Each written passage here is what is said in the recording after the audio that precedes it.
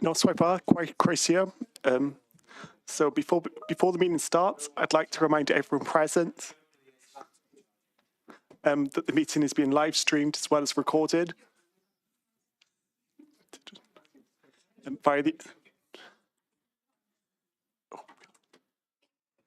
So the meeting is being live streamed as well as recorded via the internet, and the recording will be archived on the council's website for future viewing. The meeting will be translated and broadcast with and without translation via the council's YouTube channel. Please could all requests to speak be made through the chair during the meeting. If a participant wishes to speak, please could they raise their hand and wait to be introduced. Requests from participants in the chamber will be monitored by myself and the chair, and requests for participants attending remotely will appear on the screen once they select the raise hand function located on the bottom left-hand corner of their screen. When invited to speak by the chair, please could all participants make sure their microphone and camera is on so they can be heard and seen when taking part. Chamber participants may come on screen by pressing the large activation button on their desktop microphone. If a participant chooses to speak in Welsh during the meeting, those listening can choose to access an English translation thanks to the translation. For chamber participants, this is through the handheld translations devices available on the desk for you to use throughout the meeting. Please ensure you're connected to channel 1. For remote participants, translation audio is available via the audio tab on the right-hand side of your screen. Please select the English audio option. Please note that you won't be able to hear the translation if you are active on screen. A fire drill is not expected in the building today, so if an alarm sounds, please call chamber participants follow the Democratic Services Officer to the nearest assembly point in the front of the building. As is usual, advice in relation to voted will be provided as and when a vote may be required to take place. Thank you all. Nasvidal, welcome to the meeting of the Joint Scrutiny Performance Committee happening on the 22nd of July. I am here today, I'm Councillor Goodjohn, as the Vice Chair of the Resources Committee as recommended by the Scrutiny Chairs and Vice Chairs. Today we are taking a focus on the annual self-assessment of the Council for last year, and I'll take you briefly through the structure of today's meeting. Today we'll have an introduction on the annual self-assessment. We'll be focusing on the performance against our corporate plan, Vale 2030, and our actions and our delivery, comparison to those actions and our indicators. Secondly, we'll be focusing on how well have we used our resources, that is our finance, our staff, and all the resources available to the Council, and we'll be taking this as a separate section. Alongside number 3, which is our governance and the reshaping of our scrutiny, which has been taking place over the last 12 months, and a review of how well that has performed, and any recommendations based on each of these sections to go back to Cabinet based on our debate. Finally, we will have this time round an overall judgment section for us to take on board any comments about the overall annual self-assessment not covered in the individual sections, and any other bits and pieces that committee members wish to raise as recommendations to Cabinet or for debate with officers. And I'm really pleased to have the entire senior leadership team with us today. Thank you all for being here alongside the Leader of the Council and many Cabinet members. Thank you all. For each section, I will be limiting officer time at the very beginning to 15 minutes only. After that, we will begin members' debate or before that. Thank you all. I'll now hand over to the senior leadership team. Oh, I do apologise. Sorry. So apologies for today. So we've received apologies from Councillor Ian Buckley, Councillor Sally Haggs and Councillor Sam Campbell. Councillor Johnson. Cynghorydd Cawp a Cynghorydd William. Councillors Cowps and William. Any other apologies? Marshalsea? Councillor Marshalsea? Councillor Iannucci is running a little bit late, but she's on her way. Thank you. Oh, she's here. Councillor Iannucci Williams is here, so fantastic. If that's all the apologies, we need to take declarations of interest. Have we got any declarations of interest? No. And minutes of the last meeting, is everyone satisfied with them? I need a mover and a seconder, if at all possible. Councillor Thomas will move and Councillor Goodjohn will second. Superb. Okay, we will now move on to the annual self-assessment. I will now move on to senior leadership team and the chief executive, please. Thank you, Chair. I think we've got a slide deck to share for this part of the meeting. Yep, excellent. So if we can go forward a couple of slides, if we can, please. So that's the structure of the meeting, which you've outlined already, Chair. So if we go on to the next slide. So just a very quick recap, the self-assessment process. This is the first one that relates to Vale 2030. So it's looking at year one of our current corporate plan. And in summary, it looks at how well are we performing against our priorities and our wellbeing objectives. 5 wellbeing objectives in total. And members will be aware of the statutory nature of this process. We have a duty to keep our performance under review every year. There are 3 performance requirements are set out on the slides.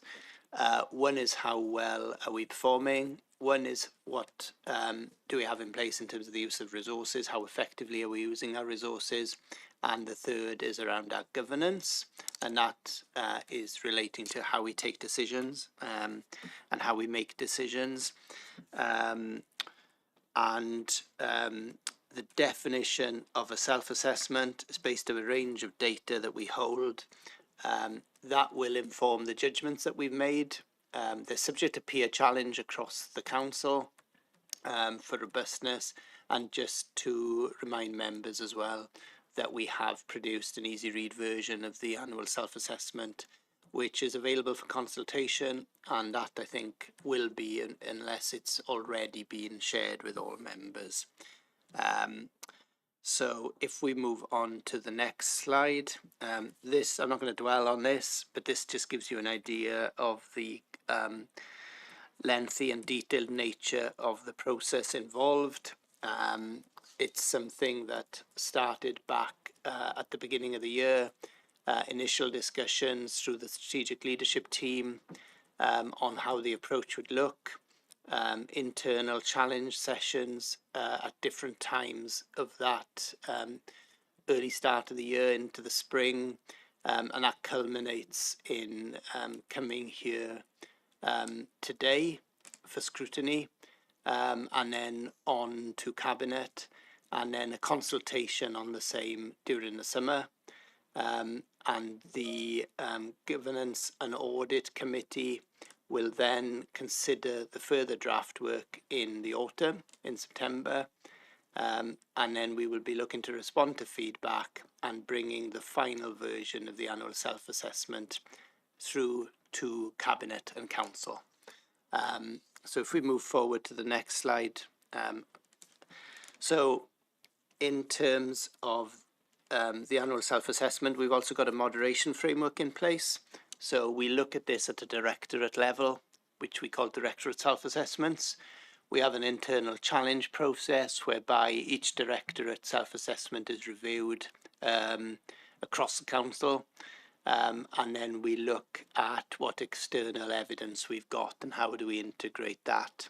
And in particular, how do we look at the data that we've got and the opinions that we know have emerged through consultation and engagement, and that gives us an overall assessment and a judgment on our performance. And then if we move to the next slide. So in terms of this current self-assessment, and this is by definition a high-level summary, we consider that it demonstrates that the council is delivering positive outcomes. We're making good progress against Vale 2030 commitments, and we'll delve into that detail in a moment. We're continuing to strengthen performance, and particularly insight and capability across a range of areas. And really important as a public body, we are maintaining effective governance and financial management, which are the building blocks that we require in terms of making sure our decisions are robust and are made on a proper footing, and that our work continues on that legal footing. The self-assessment will also highlight some of the performance and the outcomes that remain inconsistent across services. We will be highlighting the demand for our services, some of the financial pressures, some of the workforce pressures that will continue to affect our delivery and our capacity and capability in key areas, and that further work is required to embed our transformation programme so that we can demonstrate a sustained measurable impact, particularly when looking to modernise some of our services and looking to put some of our services on a very sound, sustainable financial footing as well. So I will pause there very quickly if there's any questions, Chair, just in terms of the background before we move on to the first one, which is performance. We have one from Councillor Lovelock-Edwards. Thank you. Thank you, Chief Exec.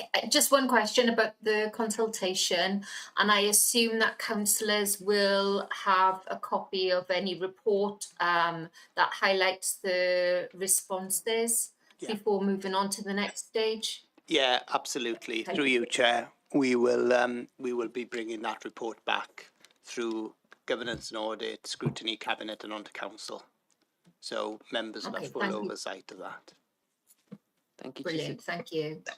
Thank you both. Any others? I don't see any. So Chief Exec, you're welcome to move on. Thank you, Chair. So first requirement is around assessing performance. And this slide just gives you a very, it's an overview, if you like, or a summary of where we're at with this stuff and with performance in particular. So if we look at the measures, and I won't go through this in any great detail, it tells you what the total number of actions are in terms of the red, amber, green status, where we are with the measures, and also where we are with performance at the directorate level. So it looks at the entire raft of measures and actions and then looks at it from a directorate footing. So last year we delivered just over 90% of the commitments across all our directorate plans. 65% or just shy of 65% of measures, which are 58 in total, was achieved within target. Although we do have to flag up that there were a significant number of measures that we could not award a RAG status on because they didn't have a target set for this year. What it also does in terms of the report itself, it details performance by objectives and links members to any exceptions, providing commentary relating to the outcomes and for the actions and measures which were not completed or targets not met. So members are able to drill into that level of detail, and we've included a link in the report to the Power BI report that sets this out. We consider the two directorates, corporate resources and learning skills, had a judgment of fair for performance. The other three directorates were judged as having good performance, and this is after the process that I described earlier, which is the directorate self-assessment and the peer challenge that happens internally. A review of local performance indicators and trends and national service benchmarking data is shown in the report where that is available, and that shows, as you could imagine, significant financial pressures across services, increased service demand as well. But on balance and considering that context, it's found that the council's performance is positive when looking across a range of services. And all 5 wellbeing objectives in Vale 2030 have seen the majority of the commitments for 25-26 delivered. At this point, I will hand you over to Tom to take you through the rest of this section. Chair, if that's okay. Brilliant. Tom. Thank you, Rob. Thank you, Chair. This slide, I won't dwell on it, but Chief Exec just referred to the Power BI dashboard, and this is the one that is linked from your papers, members. The purpose of doing this is one of absolute transparency, and you can get access to all the detail of the actions and measures. You can do it by directorate, you can look at it by wellbeing objective as well, and in particular, I know members are interested in the exceptions whereby our performance or against the actions or the measures is not at green or amber, and you can drill in to see all of the detail on that. Importantly, this is also available for members of the public to have a look at, so by its nature, as Rob was saying, the self-assessment report is a summary, but this provides you with all of the detail on which we've made those judgments. The next slide just gives you an overview that, as Rob was saying, there are 5 wellbeing objectives within VALE 2030. There are also 3 missions that cut across all of those activities, and those missions are around tackling poverty, tackling inequalities, and the climate and nature emergencies. And the self-assessment report highlights a significant amount of activity and focus that has been underway in this first year of VALE 2030 against all 3 of those missions. So in terms of poverty and inequalities, the year saw the VALE Family Campus service be launched, which gives an earlier and more integrated front door to children's services. An increase in the employability support that's been offered from Golau Caredig at the pod and other venues across the county. There's been expansions in the Flying Start childcare offer, and increased targeted work through the youth service and play team. We know that homelessness continues to be a challenge for Vale residents, and a significant amount of work on homelessness prevention has commenced during the year, as well as the ongoing council house building and the investment in new affordable homes. We've been able to make use of Welsh Government grant funding on a number of different schemes, including warm spaces, most recently thinking about cooler spaces as well as using that funding to support local projects that are targeted at food insecurity. We know that if we're going to make decisions that understand the impact on inequalities, that we need to assess those correctly, and there's been a new approach to equality impact assessments launched during the year, which has a greater emphasis on the use of data as part of that. And complementary to that is the greater engagement that's happened with community groups through the equalities team, as well as the work with schools as well.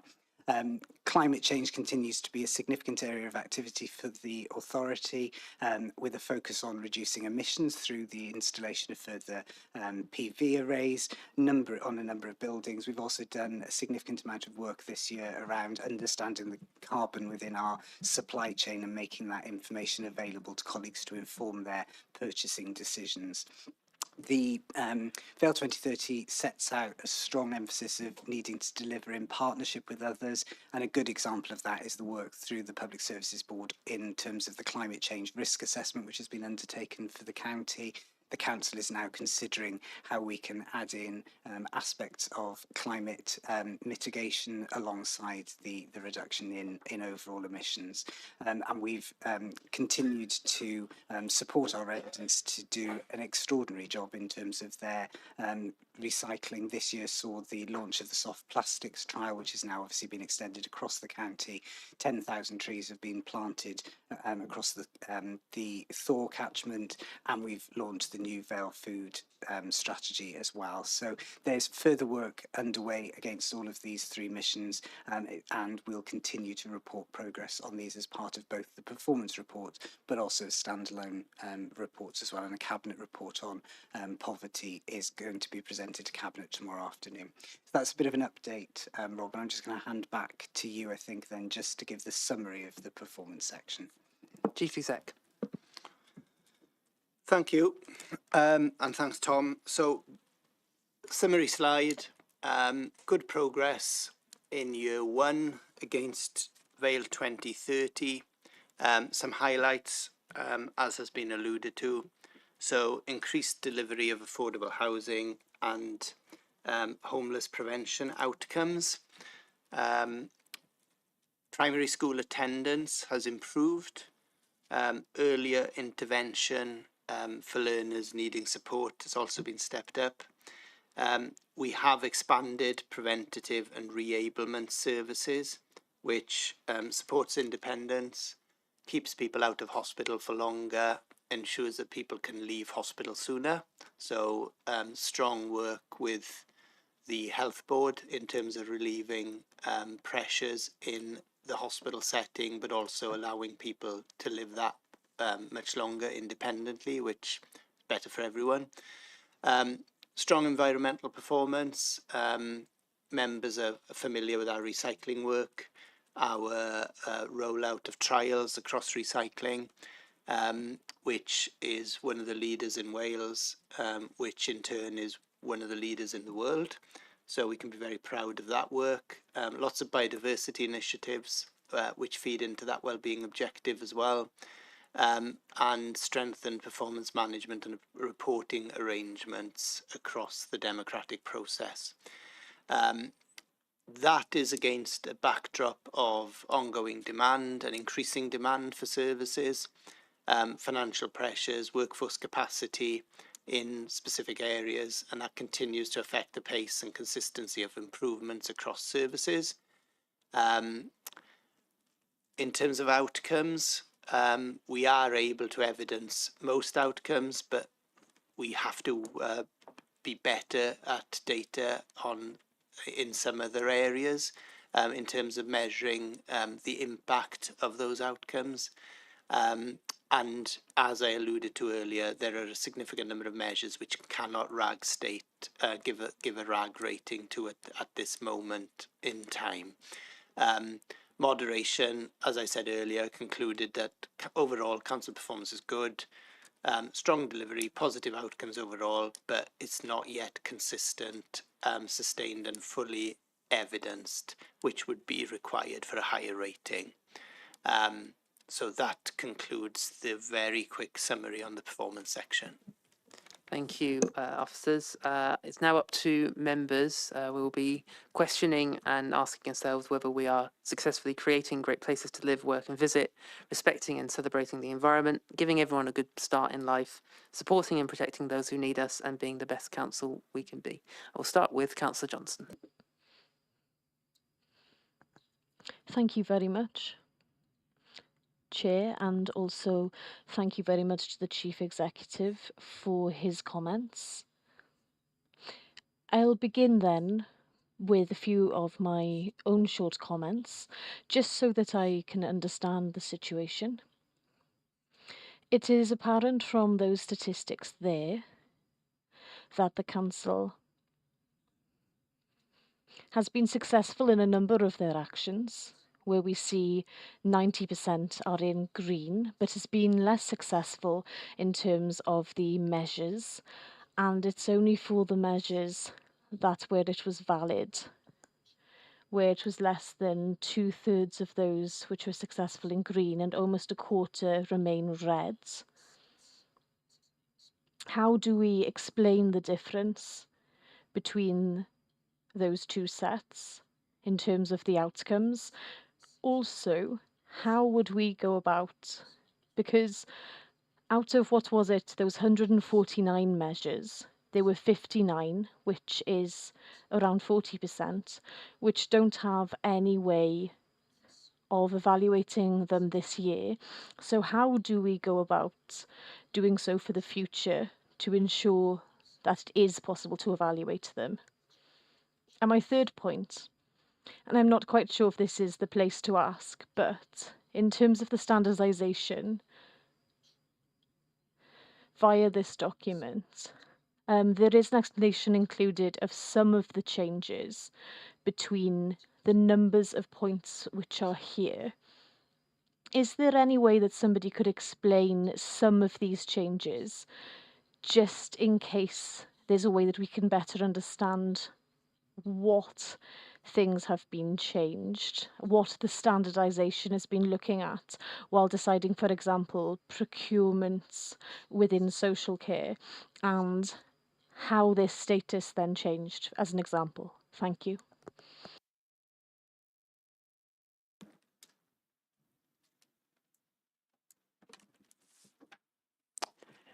Director of Corporate Resources. Thank you, Chair, and thank you, Councillor Johnson, for the question. In terms, if I take them in reverse order, in terms of the changes that have been introduced to the at the moderation stage, I think that's what you were referring to in terms of the judgment. What the process allows us to do is, as directors individually with our teams, to have an internal self-assessment of where we feel our performance against those metrics sits. The challenge process then brings in a challenging director or another director who does the challenge and asks the questions in audience with the cabinet members and the scrutiny chair. Sometimes that is at that stage that it identifies some of the maybe inconsistencies across the way that as individual directors we've seen our performance against those metrics. So the peer challenge session makes recommendations then. We then have this year introduced, in response to elected member feedback over the last couple of years, a process for involving more voices in the organisation as well. So some of the professional networks, such as the Participation Network, the Strategic Insight Board, have then considered certain aspects of the self-assessment, and they've too given recommendations to the moderation panel. And then at that stage, when the Chief Executive and the leader of the council have met to consider all of that work holistically, they've looked then at moderating across those judgments. So it's as a result of that kind of tiered process that results in those changes. In terms of the number of measures that are not available to report in terms of the performance this year, it is something that as a leadership team we've been discussing over the last few months. We're really aware that with a new corporate plan we needed to introduce a significant number of new measures. During the first year that often involves then establishing baseline measurements for those. As part of the Directorate planning work that was undertaken and was reported through in the spring to Scrutiny Committee and to Cabinet, directors have individually looked at those measures in order to increase the number of measures that data is available for them. And importantly, what as a leadership team we've tried to focus on is increasing the number of measures that have data available during the year as well. So I remember, Councillor Johnson, one of the comments this time last year that you made in terms of in this area of activity, but also the number that were annual measures. So it's only when you get to the end and 3 months after the end do you know how you performed. So we have looked to increase the number of in-year reporting measures as well. So that's the kind of background to that side of things. Can you remind me? Apologies, Councillor Johnson, on the Councillor Johnson. As dwi'n gallu. So my first question then was regarding the difference between the number of actions that were deemed to be successful compared with the number of measures, because 90% of the actions are green, whereas only some 2/3 are complete for the measures and a quarter of those measures are red. And also, if I can, Chair, just to return to the point about the moderation, most of the moderating work is varied between different departments or sub-departments, changing from being fair and being good. And the piece about procurement and the funding within social care has been changed from being poor to now being fair.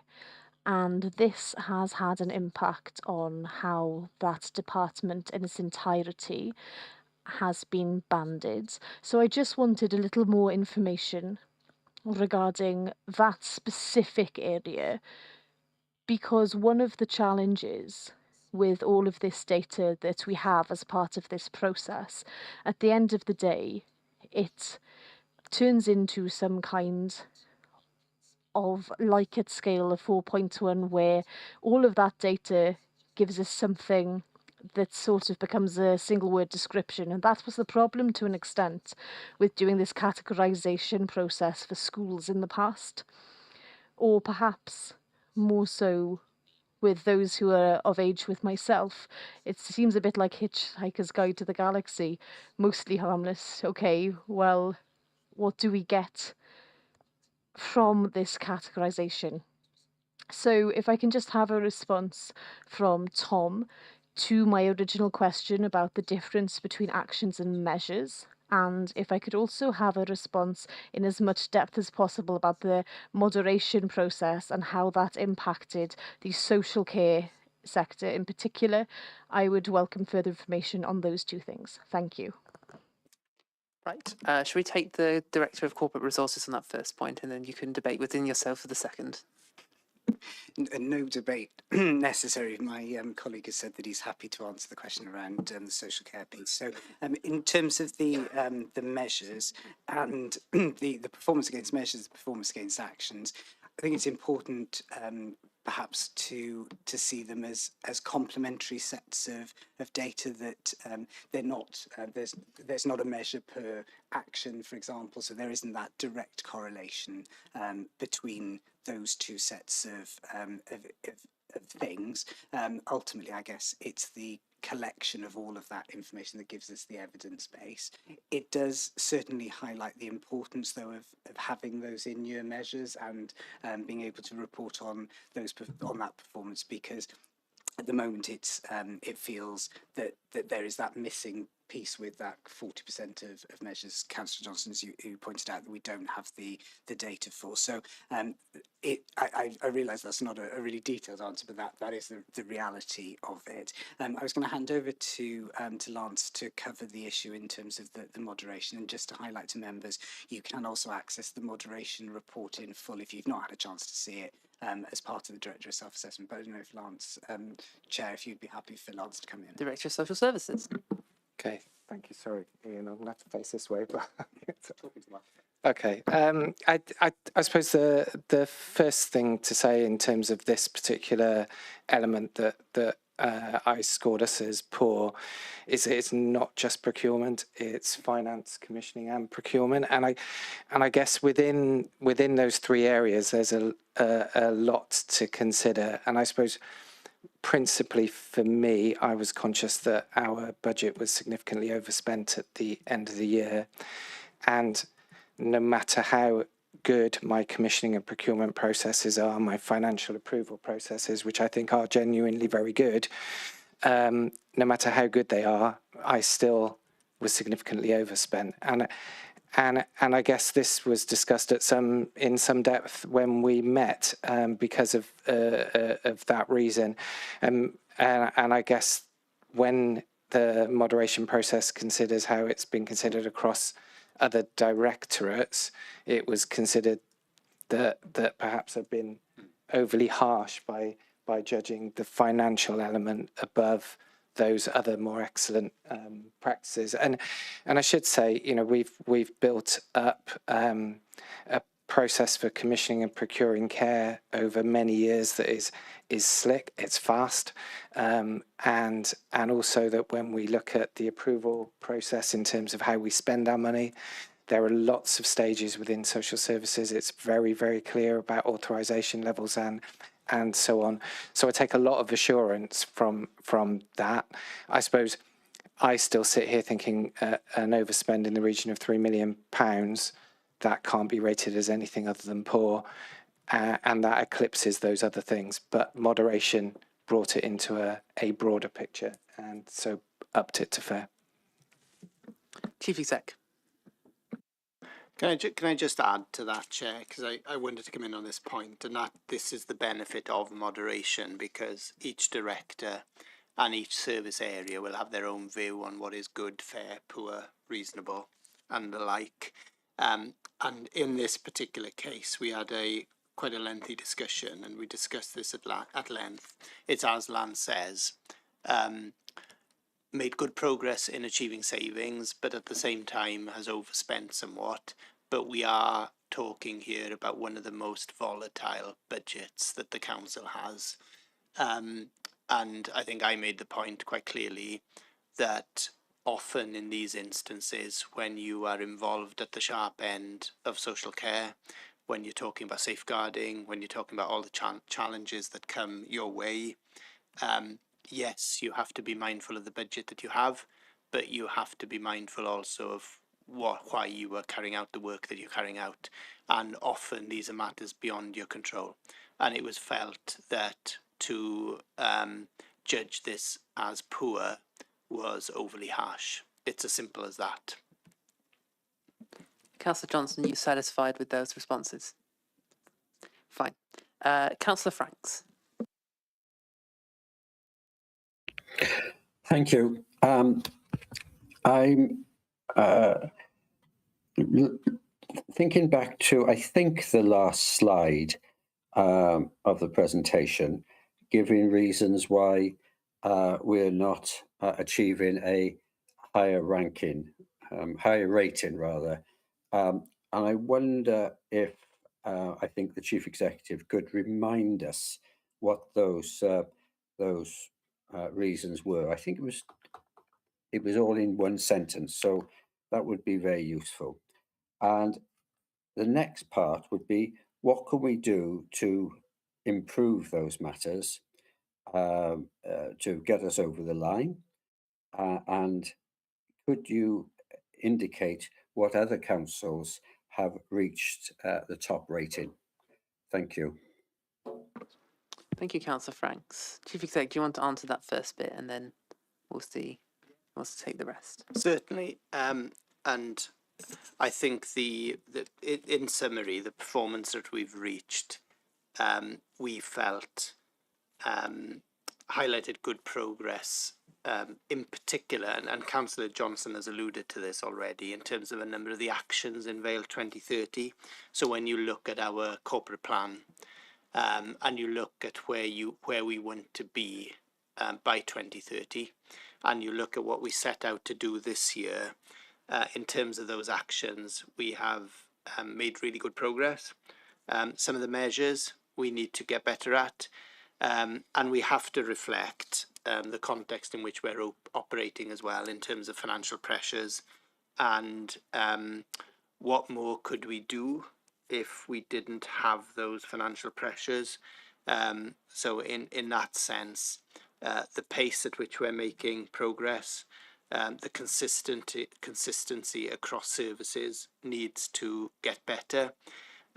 We're not able to fully evidence some of our outcomes that we want to achieve. So we need to get better at using data and using that data to inform future decisions. And it's, again, Councillor Johnson's point that there's a significant number of measures that we have that can't be rated because they're new measures and we need that baseline. So it would seem disingenuous to go to a higher ranking based on all of that information. As for what other councils are achieving, I couldn't tell you at this stage, but I don't know if, Tom, if you're aware of what's happening elsewhere and whether they've gone through this process. Tom. Thanks, Rob, and thank you, Chair. Thank you, Councillor Franks. The self-assessment process is something that local authorities design locally, so not all 22 of us do things in the same way, and as such, not all 22 of the local authorities will reach judgments or have the categorisation of the judgments in the same way as we do. There is some benchmarking data within the report where that's available. There's been a move away over the last decade or so from all Wales service area benchmarking as an approach, but where we can do that locally, we do pull that data together so elected members can see it. And I suppose the important thing, lastly, to highlight is that reaching those individual judgments isn't necessarily the means to the end. Actually, what those judgments should be doing for us is identifying areas that we need to focus on in terms of improvement going forward. So they're almost a bit of a kind of navigation tool. Councillor Franks, are you satisfied with that, or are there any other questions you have? If I may, thank you, Chair. I'll be honest with you, when this meeting finishes, I'm not sure if I'm going to be any the wiser regarding how the authority is going to make improvements. I accept. So, well, I'm surprised we can't benchmark ourselves against the other councils. I wonder why there's such a variation. I was hoping to have clear, crisp targets that we could be aiming for in this financial year, because we're considering the last financial year. So how will we know this time next year, those of us who are here, that we've taken these challenges on board and have faced up to the problems? Leader. Thank you, Chair. I think, as Tom has said, councils are measuring themselves in different ways, and actually to get an understanding of how that all works, as council would be aware that we have undergone our own peer panel assessment, and where we had a panel of people from other local authorities with experience, that sort of thing, in local government to come and look at us, and they gave us their views and areas that we could improve on. Actually, members of SLT and myself have been out and been part of those panels in other local authorities. So I think between us, if I'm not mistaken, we've covered 8 of the 22 local authorities. That has actually given us a depth of understanding of how other local authorities manage performance, how they involve people, and what the outcomes are. And those panel assessments have actually provided information about areas that they are recommended to look at going forward. So I think the way in which we work very closely together as a local authority or local government family, and the fact that we continue to, through the Welsh Local Government Association umbrella, that we, in the same way as our SL2, actually do work very closely together and very supportive, but also very challenging of each other. So local government does in Wales. So it's not just a grab something out of the air. There is a wider understanding or broader understanding of performance across local government in Wales. Thank you, Chair. Councillor Franks.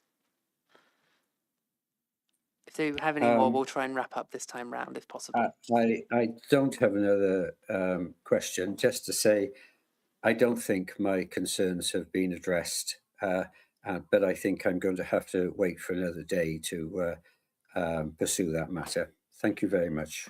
Thank you. And just to remind members that they are welcome to submit recommendations that we can then talk about at the end if they so wish in any part of any section as well. But if you wish to do that, we'll come back to you. So next we'll go to Councillor Prothero. Thank you, Chair, and thank you, Lance. I think, as other speakers have already alluded to, other local authorities will look at this in a different way. We know that the Vale has an absolute excellent social care team, and I do understand, Lance, why you still have looked at this as you have overspent by £3 million. But I just wanted to bring some context to this, because other local authorities are in very much the same position. Commissioning social care is very, very expensive. It's driven by a number of factors, but we are talking about an industry that is suffering severe staffing shortages, which obviously will drive up the costs of this. We're talking about people with complex needs and also demands going up. So we are no different to any other local authority that is trying to make sure that we meet the needs of our residents. What is the answer to this? It is a difficult one, but my only question would be, have we considered a cross-local authority collaboration, certainly with the Bank for Social Care? Is that something that we might look at on top of what we're doing already? Thank you. Thank you, Councillor Prothero, Director of Social Services. I think that's probably for me. In terms of workforce, we have a workforce plan in place that covers a number of posts or types of role that we know are difficult to recruit to, and I suppose they vary, and I guess the approach to each of them varies quite considerably. And I'll just talk about probably a couple of key ones. Otherwise, we'll be here for a long time. But if I talk about one that has been a problem for us for a number of years, which is children's social workers particularly.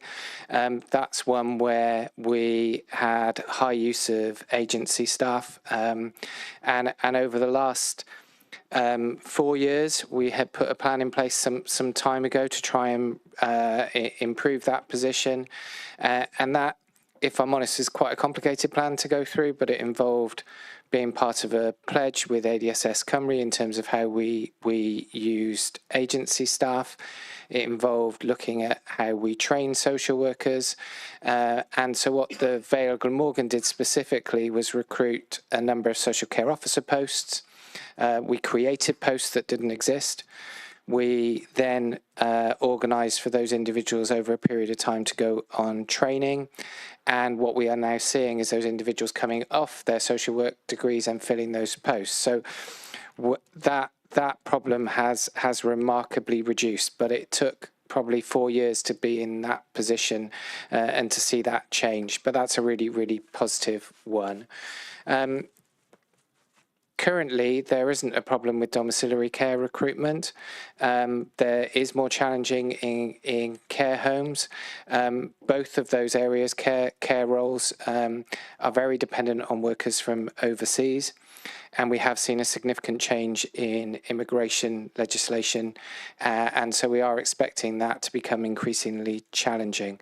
But the majority of roles like that have been filled over the last probably 2 or 3 years have been from people from overseas.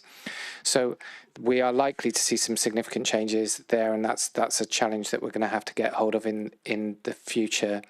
We work in terms of regional approaches. We work with Cardiff and the Health Board and a variety of third sector and private sector organisations through a regional workforce board, which I happen to chair, where we look at those approaches in partnership with Social Care Wales, who support recruitment and retention across Wales, and notably have a We Care Wales campaign, particularly targeting this, as well as providing us with some funding for training.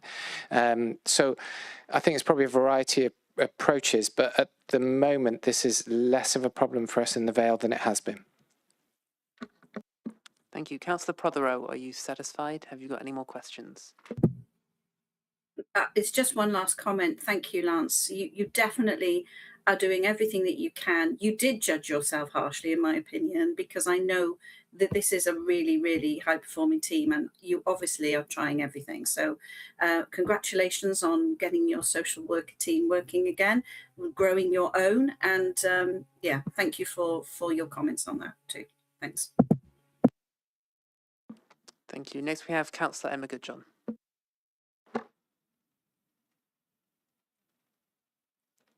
Thank you, Chair, and thank you for the report.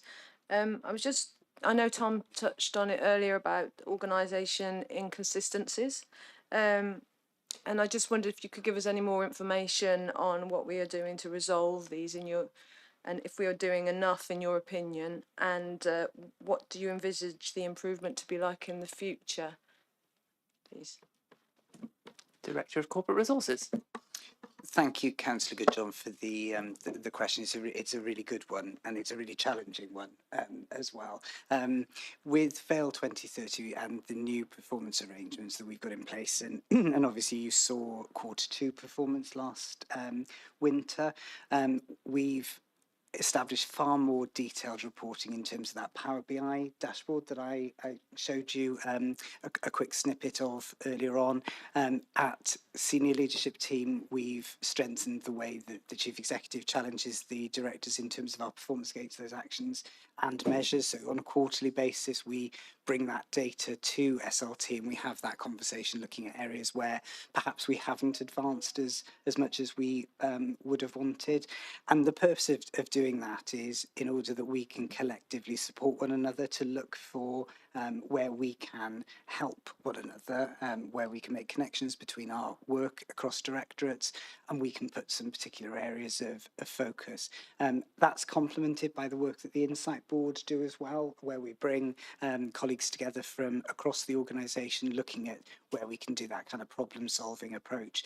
And a good example is the meeting of SLT this morning, where we were discussing about how can we bring together a concentrated focus on some or collective effort on particular areas of challenge. We were talking about some workforce related ones this morning.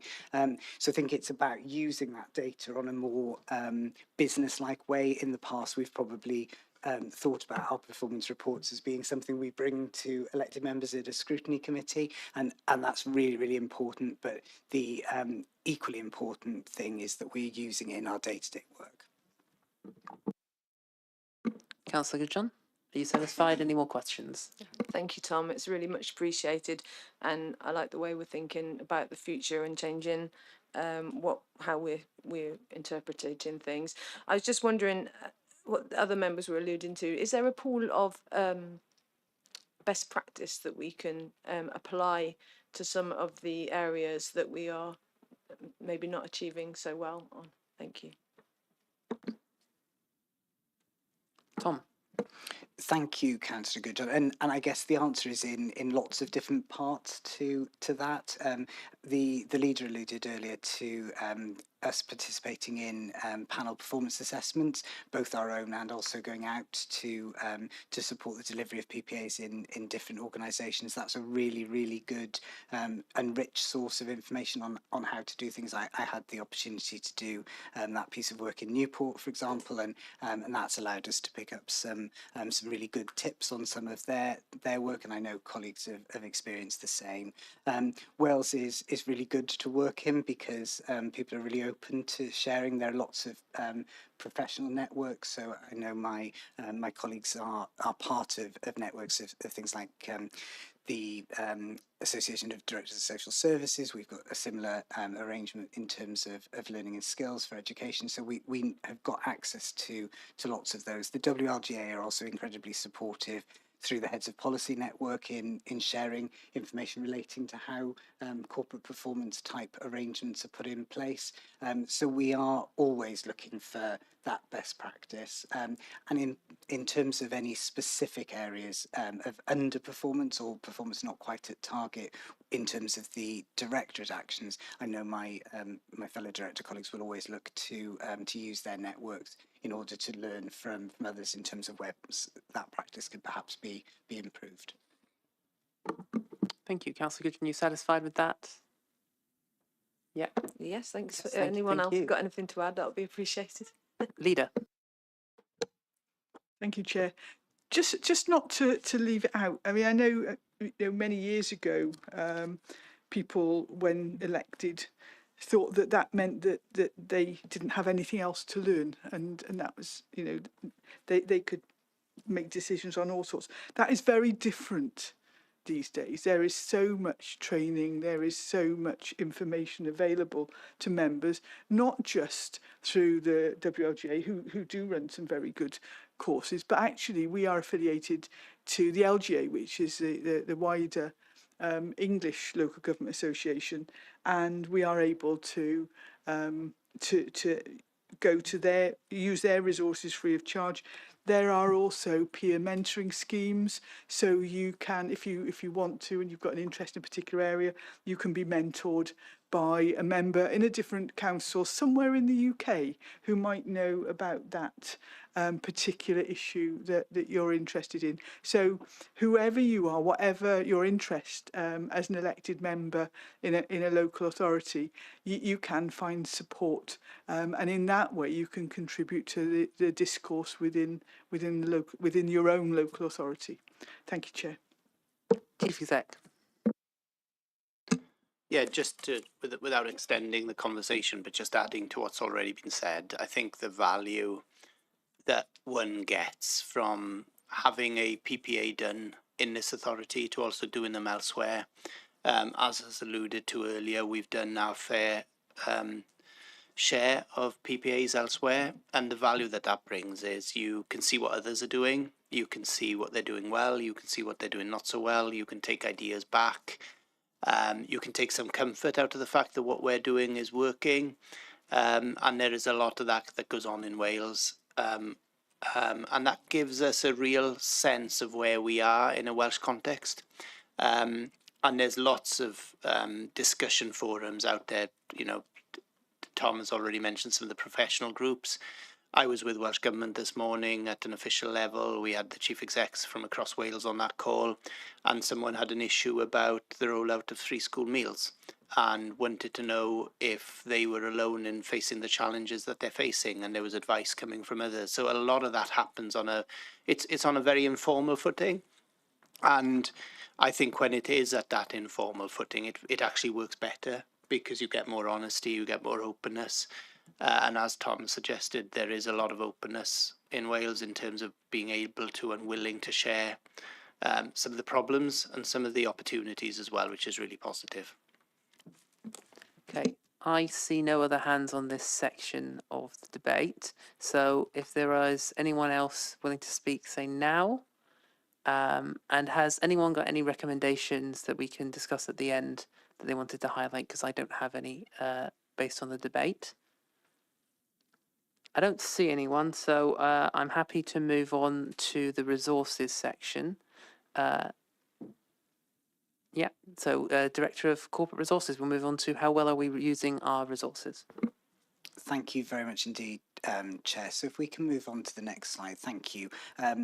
So in terms of performance requirement 2, which is the use of resources, as we've touched on already, colleagues, the Directorate Self-Assessments consider people, finance, commissioning and procurement, assets, whether they're physical or digital, performance, risk and engagement and insight, and that allows us to reach an overall judgment in terms of the use of resources.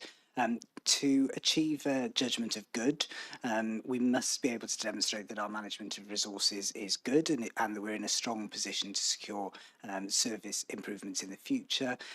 It's important that we have robust mechanisms and practices in place to operate our services economically, efficiently, effectively and equitably. It's important that there's good information about how those resources are being used to enhance performance outcomes, to meet need, to address any performance requirements, and also we need to have met all of the FAIR criteria. The leader referred to the panel performance assessment of the council earlier, and just wanted to remind members that the conclusion from that external panel of peers was that from the evidence that they heard and within the current high service level of demand and financial pressures context that the council is operating in, that they judged the council to be using our resources effectively and efficiently. The annual self-assessment in terms of the resources section this year highlights that we have delivered a balanced budget and a strengthened set of medium-term financial planning approaches, that there's efficiency and service redesign being delivered through the reshaping programme. We've seen improved workforce stability, a reduced reliance on agency staff in many areas. There's been a strengthening of asset management arrangements in addition to investment in digital services. And as an example of that, the head of digital and customer experience is working as part of a team with WLGA on an exciting range of new opportunities, and there'll be more information for members forthcoming in the next few weeks. And we've seen a greater integration of performance, finance and information to enable better joined up decision making. The annual self-assessment, its purpose, as I mentioned earlier, is to identify areas for improvement and focus, and it highlights that financial sustainability does remain dependent on the delivery of future transformation and savings, that we've got significant demand pressures in social care, housing and schools, and those continue to increase. Workforce capacity challenges do persist in some key areas, and that the benefits from transformational activity are at an early stage. and also that we want to see communication and engagement activities being strengthened. Following moderation, the conclusion overall is that the Council's use of resources is good, reflecting that strong financial management and improved integrated corporate planning, but there are ongoing risks in terms of longer term sustainability and the consistency of impact. And the next slide gives you a breakdown, members, in terms of from two perspectives. The table at the top of your screen shows the judgments against those corporate enablers by each of the directorates following the moderation process. And then the table at the bottom of your screen shows the 5-year trend in terms of the judgments that have been reached across the council as a whole. The purpose of this is to identify where those challenges persist and that the areas of focus should be made. Overall, members will see the good use of resources, but the rating for finance, commissioning and procurement as a basket, and for engagement and insight as a basket being rated as fair. What I was going to propose doing, if you're happy with it, Chair, is that as part of the self-assessment, we've identified a series of cross-cutting issues, challenges and areas for improvement. They're reflective of different enablers. And if, with your permission, I was going to bring in colleagues to talk about those challenges, both from a corporate level, but also in terms of their particular experience. And the first of those challenges is around sustained financial pressures and funding uncertainty. And I was going to hand over to Elizabeth Jones, who's the Director of Learning and Skills. Director of Learning and Skills. Diolch, Cadeirydd. So the Council's maintained a balanced financial position and demonstrated sound financial management, procurement and commissioning arrangements despite operating in a highly challenging and uncertain environment. So 80% of saving targets were achieved in the financial year 25-26, but financial pressures remain significant.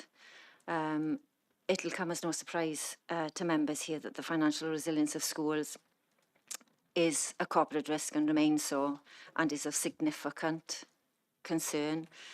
And that obviously impacts on individual schools, but it also impacts all other aspects of council practice as well. So what we found, though, there are two particular issues. At the end of the financial year, 2/3 of our schools reported a deficit. But there's also another issue, which is the variability between school budget positions, and that continues to increase in terms of the variability between different schools.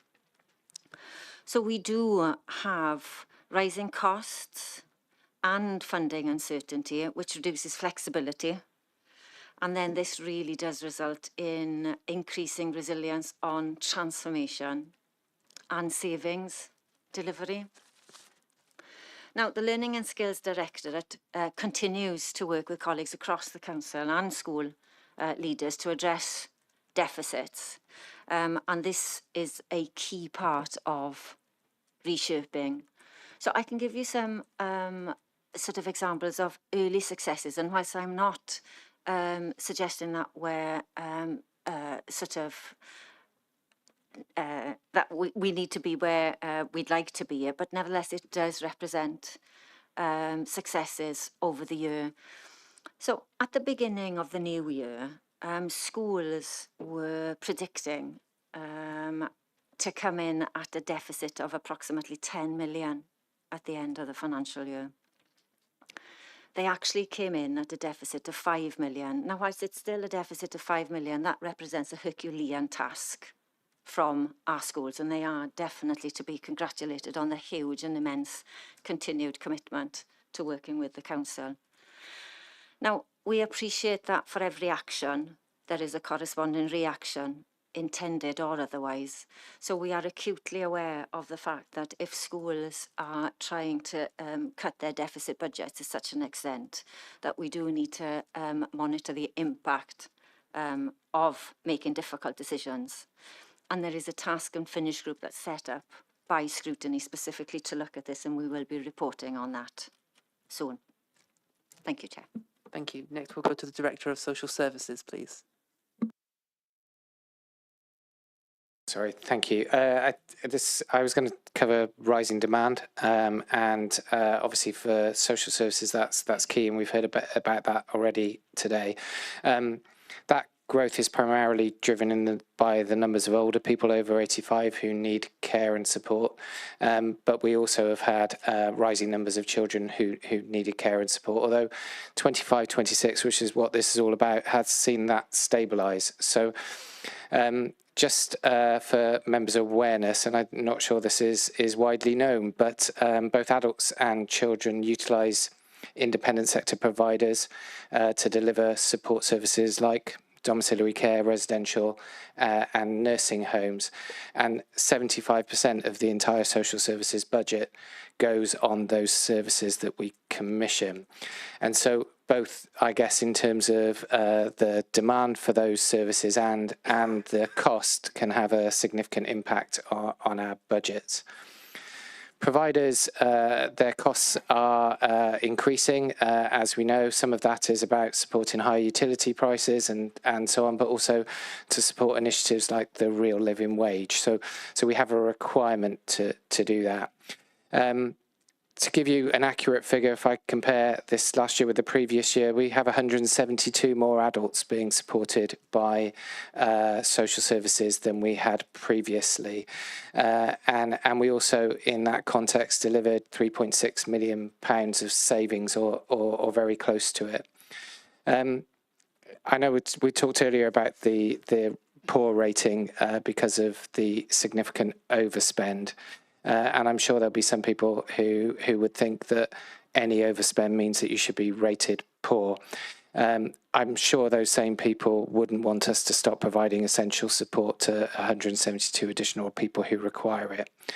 But that is the context that we are working within. And I suppose within this time, we've also made really good progress in terms of developing local not-for-profit accommodation for children. We've also made good progress in helping children remain at home wherever possible and supporting parents pre-birth. We also have continued to deliver support for carers through the Vale Carers Hub and expanded, as we heard earlier, the Flying Start childcare offer. One of the developments you may be less familiar about has been led by my digital colleagues who have helped enhance connectivity between us and the Health Board through a summary care viewer. And you also heard a bit from Rob about our reablement first approach. So we're providing reablement services to more and more people as well. Thank you. Next, we'll go to the Director of Environment and Housing, please. Howdy, thank you. So we've got over 5,000 staff within the council, and we deliver hundreds and hundreds of different services on a daily basis. But like lots of other public sector organisations, we still face challenges around workforce planning. We've recently had an Audit Wales review which concluded the council has a good understanding of its workforce challenges and has implemented a range of appropriate responses with some successes. We have a new people strategy within the council which provides a framework for our response to that. It's not looking at things just like filling vacancies, but it's looking to build a sustainable workforce for the future with things including talent development, leadership pathways, workforce planning, skills development, and improving the employee experience. It's looking to shape the workforce that we need over the next 5 to 10 years, in addition to the folks that we need working with us today. The strategy itself was co-constructed with folks from across the council and developed through the council's people board, which is looking at the different pressures around capacity, recruitment, skills, well-being, resilience, and staff engagement. All of our directorates and services are different. We're all on different parts of our journey, and we all need different things at different times. So coming together collectively to look at how we underpin some of the themes to overcome those has been really, really important. Within my own directorate, for example, we've got challenges less around strategy and more around the capacity, skills, and capability to deliver some of the change that we need to see. It's less about what we need. It's less about knowing what we need to do, but more about the skills to do things differently at pace and at scale. We've heard a couple of times already around the need for integration of digital, operational, and policy, and making better use of that, rather than just simply responding to demand. Housing is a great example as well. So the challenge isn't just about recruiting new staff. We're responding to an increasing need in homelessness pressures. We've got a significant and really exciting house building and investment program in the future. And we've got new regulatory requirements and complex customer needs, especially around those who are more vulnerable. In other services like shared regulatory services, we've got national shortages in professions like environmental health and trading standards, which are quite technical and mean succession planning becomes even more important. Lance stole some of my thunder. He gave a really good example about the approach that's been handled in social services and partnership working with universities to develop future workforce pipelines. We're doing something similar in environment and housing, as are the other directorates, corporate resources, learning and skills, around apprenticeships. So we've got engineering apprenticeships, we've got housing qualifications, all sorts of different routes to bring the right folks in that we need at the right time. In terms of the processes of getting people into the council, there's been a big focus of work around attraction and retention. That's included things like modernizing our processes and improving candidate experience. And I'll give you a really quick example. We just filled an operational manager post this year. We had 72 applications of a really high standard. A couple of years ago, that wasn't the case. So we are, and that's working really closely with HR and colleagues in terms of how we market the role and what our focus is on. So that's paying dividends. We've also got some challenges within the council around things like grant funding. We love grants, but because of the nature of how the funding works, it's difficult to plan longer term. So there's some work that we're doing around that. Thank you. Next, I'll go to the Director of Place, please. Thank you very much. Yes, I'm dealing with assets and asset condition and infrastructure pressures across the council. Last year, or 25-26 was a year of consolidation and structural improvements really for us, particularly in terms of the management of our physical and digital assets.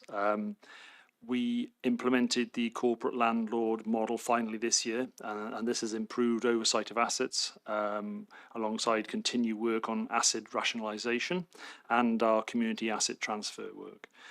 Capital investment, including significant local government borrowing, has provided funding for highways and supported asset improvement, although long-term infrastructure and asset maintenance remains underfunded and does continue to present a risk. For digital, challenges remain around system dependencies, capacity pressures and old legacy systems, and we continue to work with residents and service areas to embed improvements in those systems that we have. And suitability and modernisation of our assets remain key challenges, particularly in the context of rising demand, financial pressures and the scale of transformation required, including alongside things like decarbonisation. Regeneration funding, which we've received from various sources, including UK and Welsh Government, has provided a number of opportunities, with major projects being progressed and work being progressed to support community asset transfers. Both the Shared Prosperity Fund and the newer Local Growth Fund are providing opportunities to support and develop our assets and improve infrastructure, particularly related to community support and growth and placemaking, and through the Local Growth Fund in terms of our assets to support business growth. Key assets like country parks are being supported and developed through successful bids for grants from UK and Welsh Government, and also supported by the use of our reserves, our own reserves, which we've put in place for that purpose. And placemaking is opening up opportunities to work in partnership with town councils and local groups in terms of both community and asset development and management. And this includes working really closely with the new street scene teams in neighbourhood services to target asset cleansing and improvement. Thank you so much. And just for the sake of time, the SLT also wanted to mention they're very much focused on engagement and improving their way they consult with residents and the amount that residents are involved in decision making differently before decisions are made and improving consultation throughout our decision making process. So thank you all. So now it's over to members. You're welcome to question any of SLT on anything that they've mentioned today, or of course the heads of finance, HR or digital that we have with us as well today, and have a debate on how well we are using our resources and whether you agree with the assessments made in the table mentioned at the very beginning.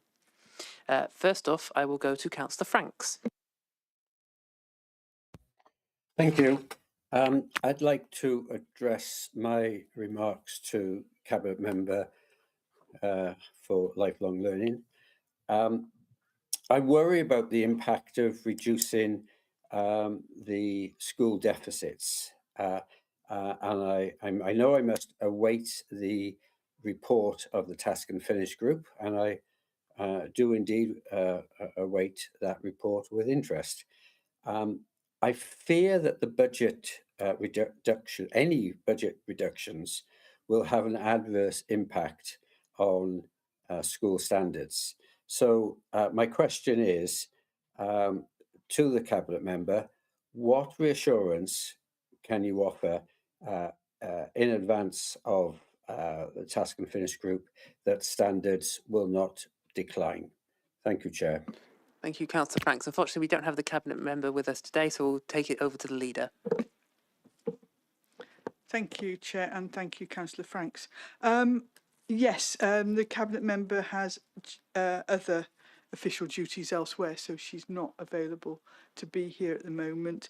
We will take a note of your question and get a response. What I can say is that the challenge of funding, particularly for ALN, is crucial at the moment. And the next couple of months are going to tell us whether or not we can maintain the support and standards that we've been working to in that area. And I think that, we just have to see how situations develop, don't we? So thank you, Councillor Franks. In the absence of the Cabinet Member, Councillor Franks, is there anything else you want to ask? No, I would thank the Leader for stepping in. It is disappointing that we don't have the Cabinet Member for Lifelong Learning at such an important scrutiny meeting, but I won't pursue that at the moment. But I do await with enthusiasm a written reply from the Leader. Thank you. Thank you, Councillor Franks. Councillor Johnson. Thank you very much. I must confess that I do find the process of scrutiny this afternoon very difficult, and that is because we are being asked to consider, well, everything that the Council does and everything the Council achieves, and I'm not quite sure that this is the best forum to go into quite so much detail. Just one very quick point. As the Chair knows, on Monday we were discussing scrutiny and we were discussing the relationship between asking questions to members of the Cabinet who have responsibility for achieving within the Council, and then when it is acceptable to ask the senior officers to answer questions, and there doesn't seem to be any consistency or clarity regarding this. Tonight we have the entire senior leadership team here to respond, and I'm sure there's a very good reason why the specific member of Cabinet isn't here, but it does look as though every member of Cabinet who receive that higher salary should be here, and that is the purpose of tonight. And the question that I have, since I don't think it's suitable to go into quite so much detail, we have sufficient other committees to discuss the Council's performance. So I would like to focus on the questions about procurement, commissioning and funding, and whether we believe that since this includes 3 parts, are we truly saying, when we say it's fair, are we really mentioning the funding, the commissioning, or the procurement, or across the 3? I'm familiar enough with the problems in terms of engagement and insight, because we're aware that there is a difference between the attitude of most of the public regarding the Council and how the Council regards itself, and we know that that gap does exist, and I'm not quite sure how we're able to resolve this, since the Council brings out reports very similar to this annual assessment that says, yes, we've succeeded in 90% of our activities, but to the public, a significant part of the public knows from Let's Talk in the Vale and so on that the council isn't doing as well as that. So if I can just ask for any specific comments regarding how we are able to get to grips with those things, the procurement, the funding, and because those are the bits which have been consistent over the last few years, how we went about improving last year, and what are the lessons learned from this for the future. Thank you. By saying, Councillor Johnson, that your comments are very much noted, and we will discuss how best to take these meetings in future. The senior leadership team is here to answer any questions in as much detail as we can possibly get with everyone here in one room.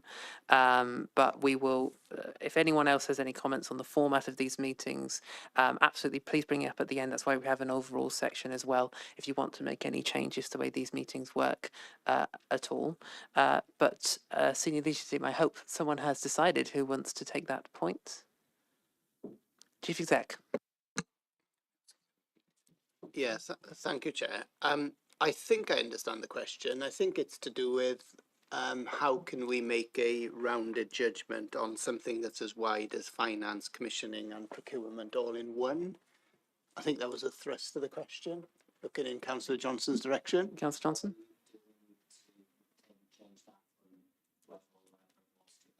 Okay, yeah. Yeah, and it's the judgment around it being fair and what can we do to make it better than fair, I guess. And thanks for explaining that, Councillor Johnson. I think the starting point for this is, are we able to meet our statutory requirements year on year? We have. We've set a balanced budget.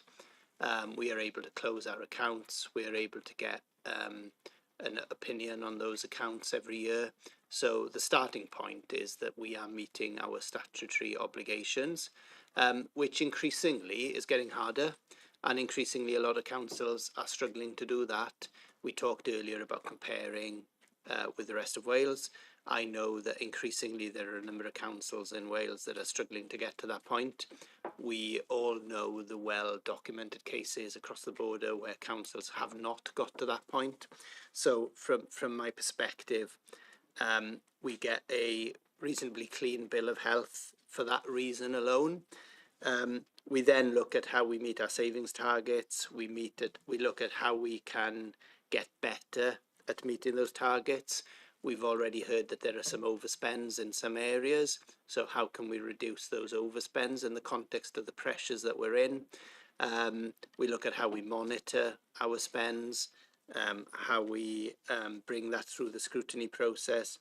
And we look at our procurement processes as well as commissioning. And on the whole, if you look at the evidence in terms of the areas that have indicated themselves as being fair in this space, they are the big spending areas, they're the high risk areas, they're the areas, dare I say, where the public expect more of us. So if you look at environment and housing, for example, I think Trevor would be the first to admit that there is a considerable public interest in this area in terms of how we manage our open spaces, how do we look after our parks, our highways, our public realm, how much do we invest in those areas, how do we procure contracts to get that done. Learning and skills, we've already heard about the school deficit issue, how we manage that. We've got that down from a deficit of 10 million in year to 5. There's more to be done in that space. I would rather we weren't in that position at all, but we are. But we're continuing to make inroads in that. And Lance has already explained the social services perspective. So the short answer for me would be continue to set that balanced budget, but continue in future to set it against a scenario where our overspends are less, our savings targets are being met, and increasingly our savings targets aren't met by cutbacks, but they're met by transformation and innovation, which is where the Reshaping Services prospectus comes in. and collides with the medium-term financial planning process. And we are doing that in the Vale, and having been elsewhere, a lot of authorities aren't. So I think fair is probably a reasonable self-assessment. Good would be a stretch. So I hope I've given a few clues as to how we can get that up the food chain for next year. And I don't know if Matt has got anything he wants to add to that. That's a very high-level summary of where I think we are, Chair. Head of Finance? Yeah, I think Rob's covered most of it. I think the thing I would like to add is that specifically in social care and in learning skills, especially around the schools, those are real challenging areas for us to address. I think the other thing I would add is around the importance of the reshaping programme, and that our financial planning actually looks across the medium term, not just in terms of logging and recording what pressures we're facing, but actually the actions that we're going to be taking collectively to balance the budget on a long-term basis, and not just lurching from one financial year to the next. Thank you. Councillor Johnson, are you satisfied? Diolch. Thank you, Chair, and thank you for Rob and Matt for their responses.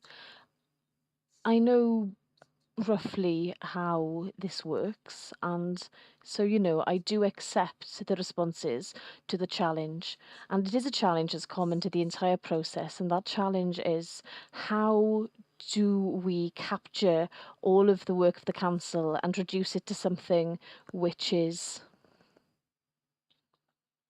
so unuseful to describe things. So describe things as good, fair, poor. So the trouble I'm having, and it's something that I know I repeat annually when we undertake this process, is that I'm aware that this is something that we have to do in accordance with the government, that we have to have this annual assessment. But the feeling each year as we are assessing and marking, it feels like marking our own homework, and this feels more and more fair. The process has improved over the years, I do believe, as that process has been ongoing, and I do appreciate the honesty from some of the assessors and the process of moderating. And yet I still find it a very difficult process to accept in its entirety. If I can just very quickly return to that question of what sort of scrutiny is suitable for this process. For me personally, I have to ask questions on a fairly high level. There is a part of the report which is 6 pages of statistics, and I don't feel that any meeting is really suitable for going through those details, the depth of statistics that appear here, to discuss them without these having some kind of RAG rating to explain whether things are going well or not. Because, we are not sufficiently specialists to consider whether a low increase or a high increase in, say, school attendance is a good thing. Okay, yes, you can see that it's increased or decreased, because the number of children in care, for example, who go to more than 1 or 2 settings, you can see that that isn't good. Okay, but I can't go through all of this in a meeting of this kind.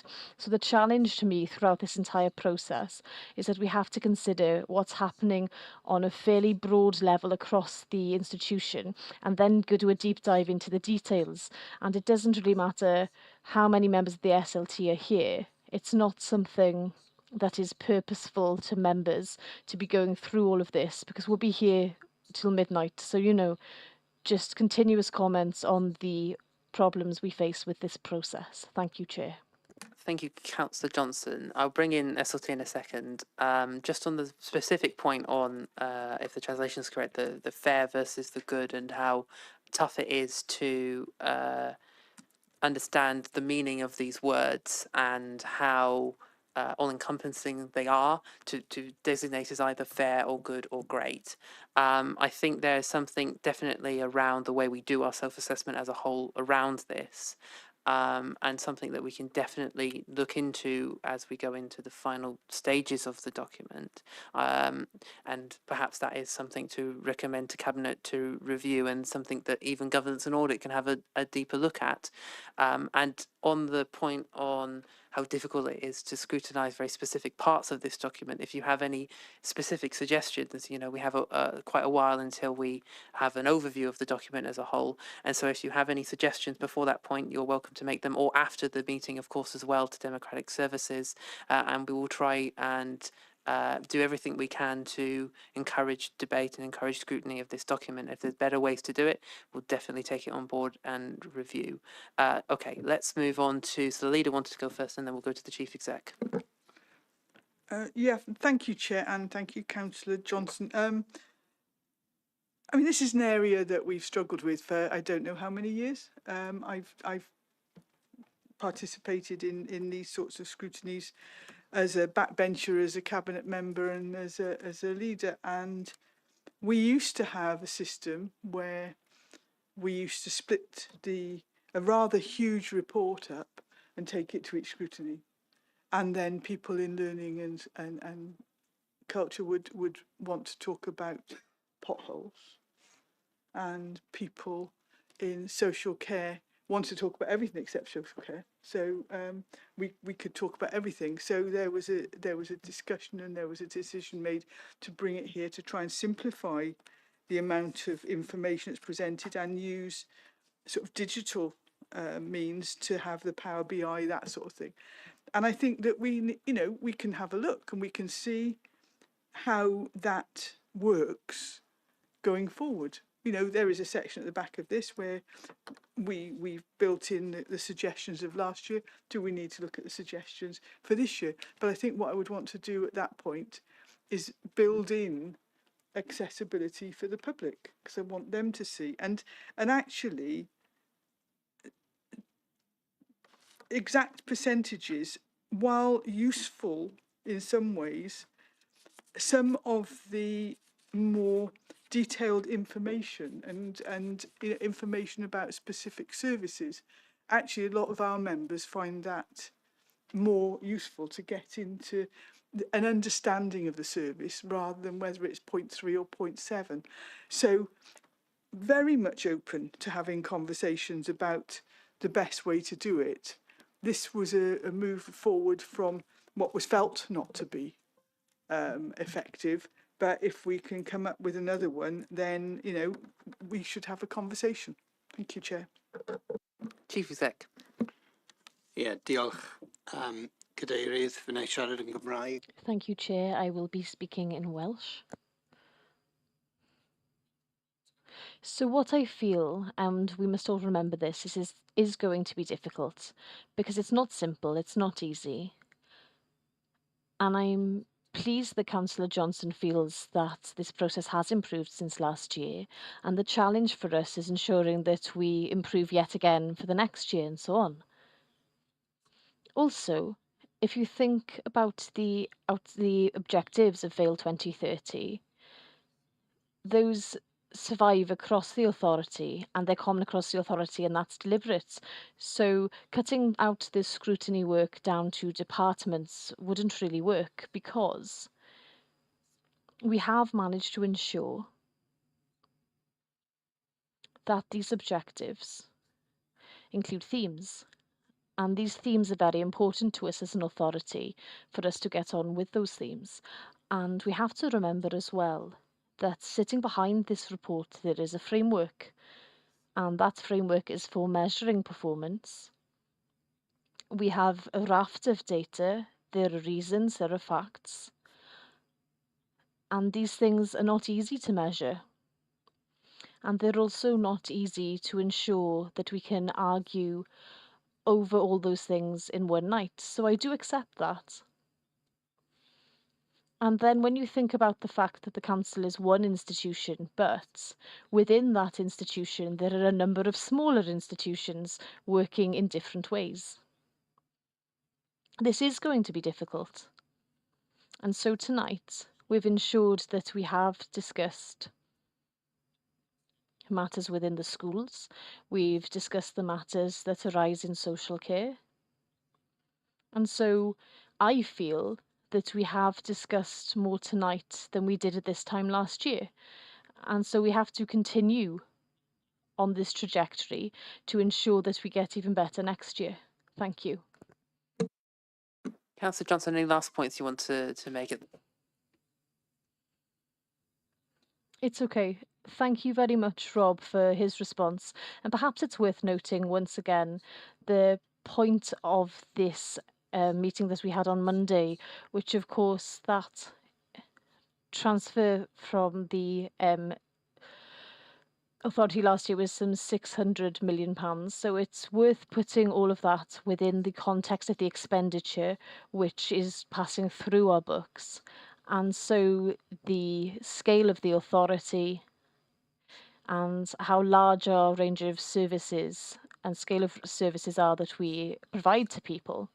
So the challenge, therefore, is how we scrutinise all of this and how we maintain this being sharp as well at the same time. And that's just the challenge facing us all as we scrutinise this document and scrutinise the authority in its entirety. Thank you, Chair. It's a statement, not a question. Thank you. Diolch yn fawr, Councillor Johnson. We'll go to Councillor Emma Goodjohn and then we'll go to Councillor Prothero after that. Thank you, Chair. I've just got a couple of questions. One is to do with digital improvement across the directorates. I'm just wondering what these will look like. Will they align throughout the organisation to be future-proof and for best value? I don't know if you want to take one question at a time or... It's fine, yeah. Head of Digital, please. Thank you very much for the question. I think what we're trying to do wherever possible is identify where we can use patterns and capabilities so that we maximise the most value that we possibly can.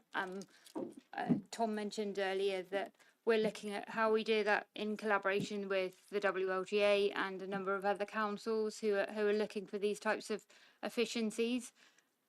At the same time, whilst there will be occasions where those capabilities are reusable and it's the right thing to do, I think it's also really, really important that when we're looking at digitalisation opportunities, it's focused in service improvement.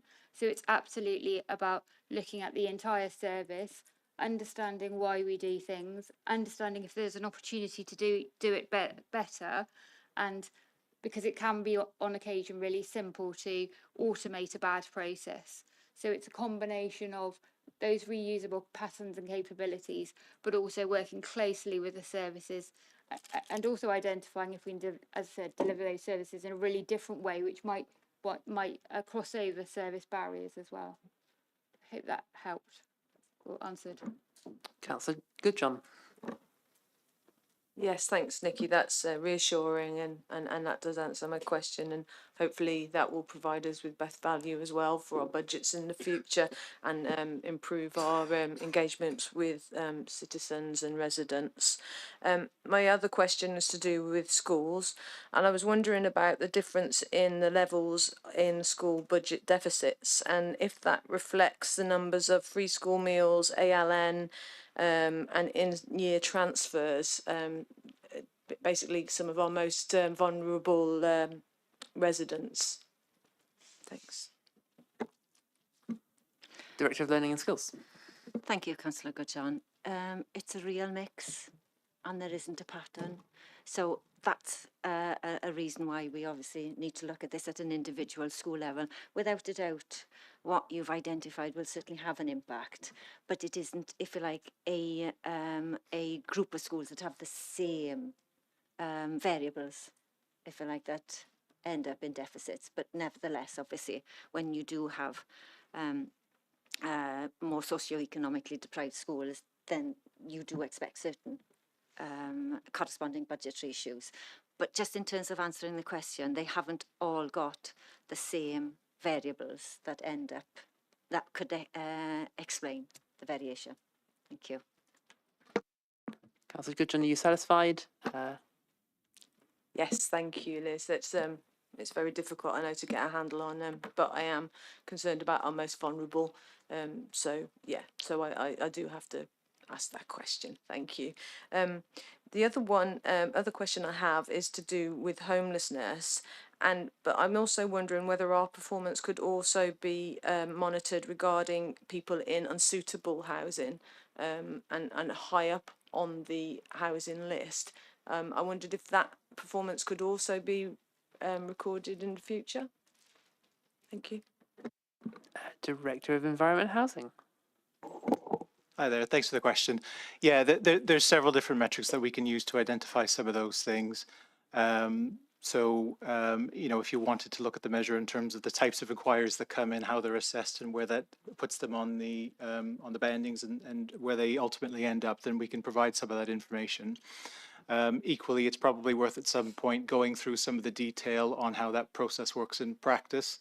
There are a lot of different expectations in different groups, and it gets really complex when you start bringing in individual vulnerabilities and variabilities for folks as well. It's not a perfect process by any means. We do have quite a lot of backlog. You know, it's over 7,000 at this point that we're trying to address. It's one of the council's highest areas of risk and as part of our corporate risk register for that reason. What is reassuring, I suppose, is we're one of the few councils that are building ourselves out of that problem. And you've seen some progress this year and going forward as well. There's quite a big scheme in terms of the new houses that we're bringing on board. Additionally, some of the challenges and complexities we have with our accommodation, so things like damp, things like access, those sorts of things. When we talk about different ways of working, use of new technologies and data, there are quite some whizzy new systems we're putting in place to monitor and be preventative and proactive, because my ultimate goal is to prevent the problem before it happens with these sorts of issues, because by the time it becomes an issue and we're made aware of it, in lots of senses, it's too late, isn't it? And it's that prevention thing, which is our main priority. So you'll see lots of stuff in our director plan and the self-assessment making reference to how we're trying to do that.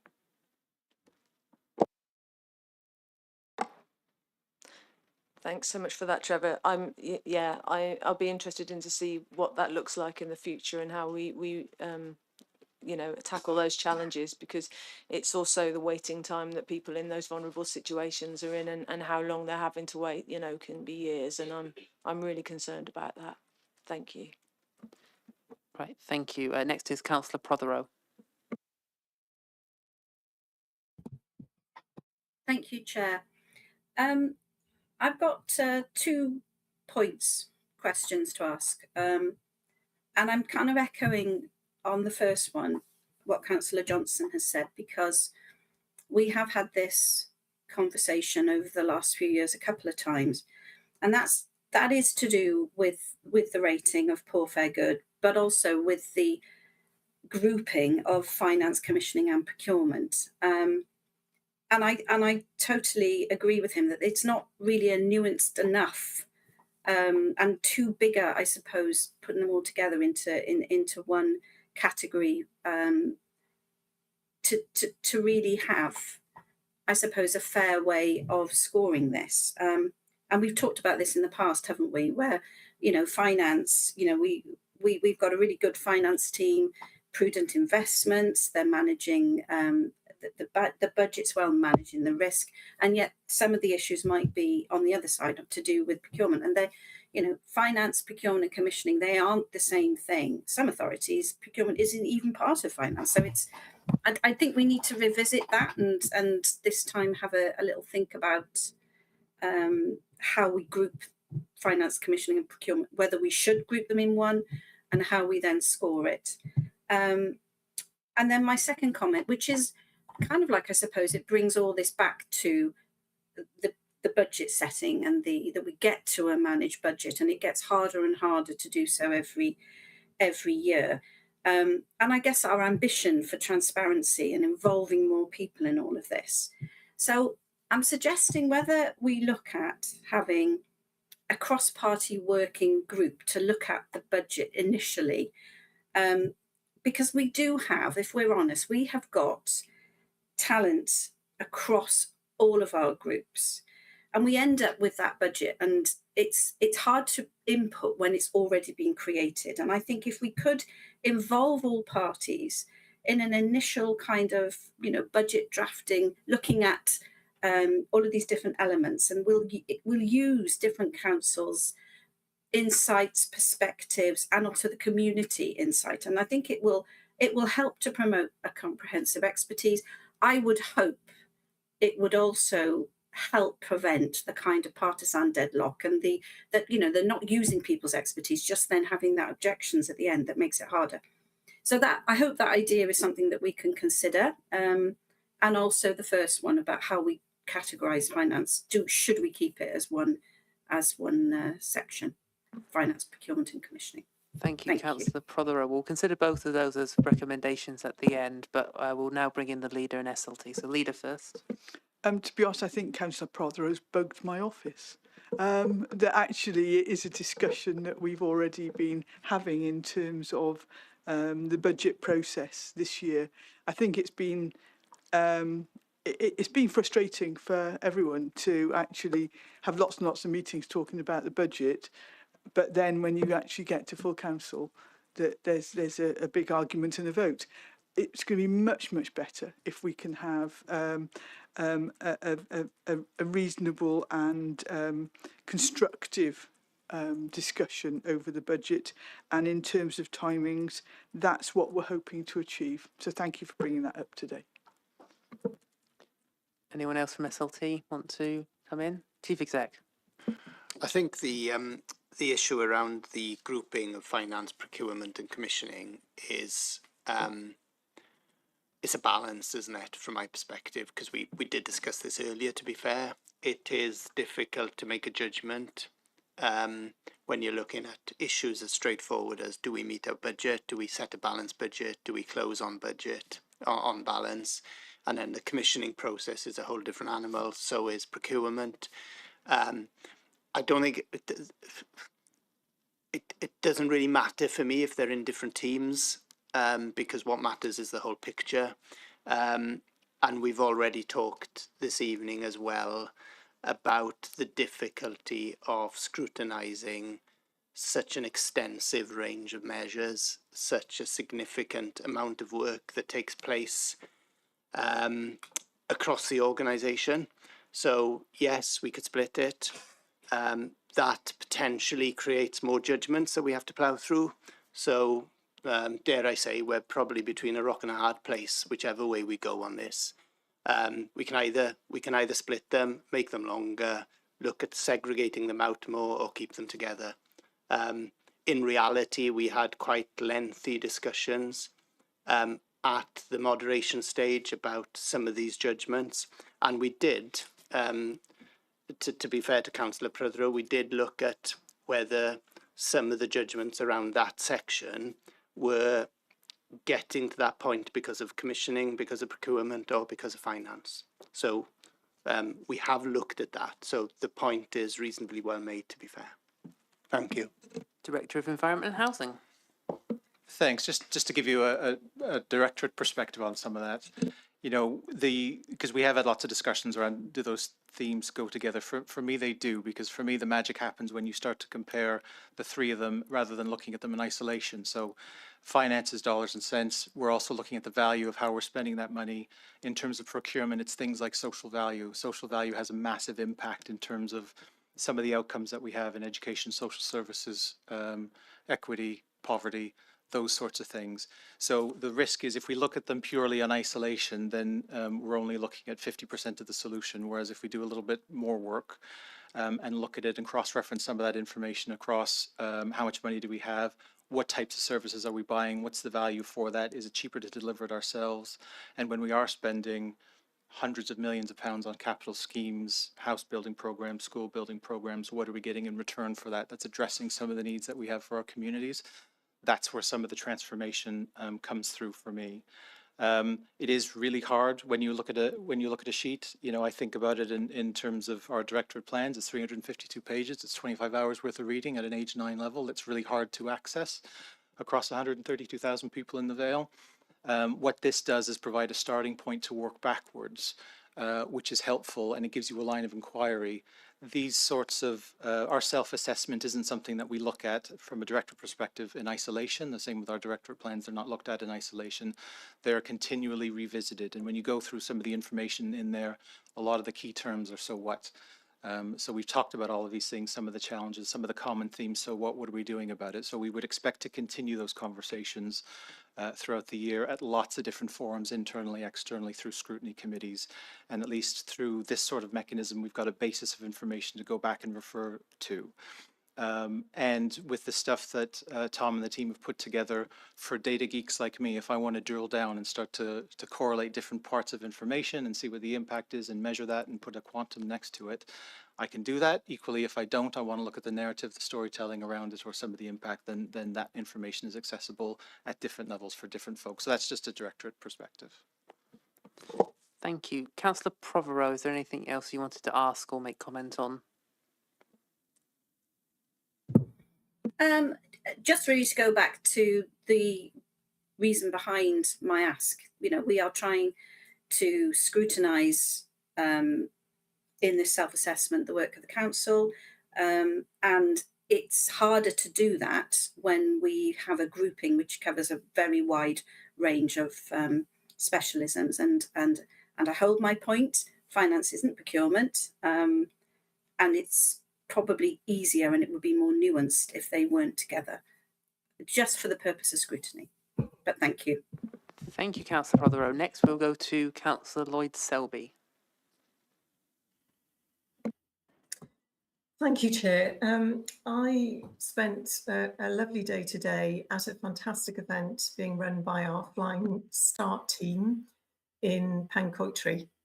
And it was wonderful to see so many of our teams there engaging with residents really creatively. And I gravitated towards one of the stalls that was asking people about what matters to them. Let's talk about life in the Vale. And they had a very scientific way of doing that. They had jars with various statements on them and buttons that residents were asked to drop buttons into jars in terms of what matters to them.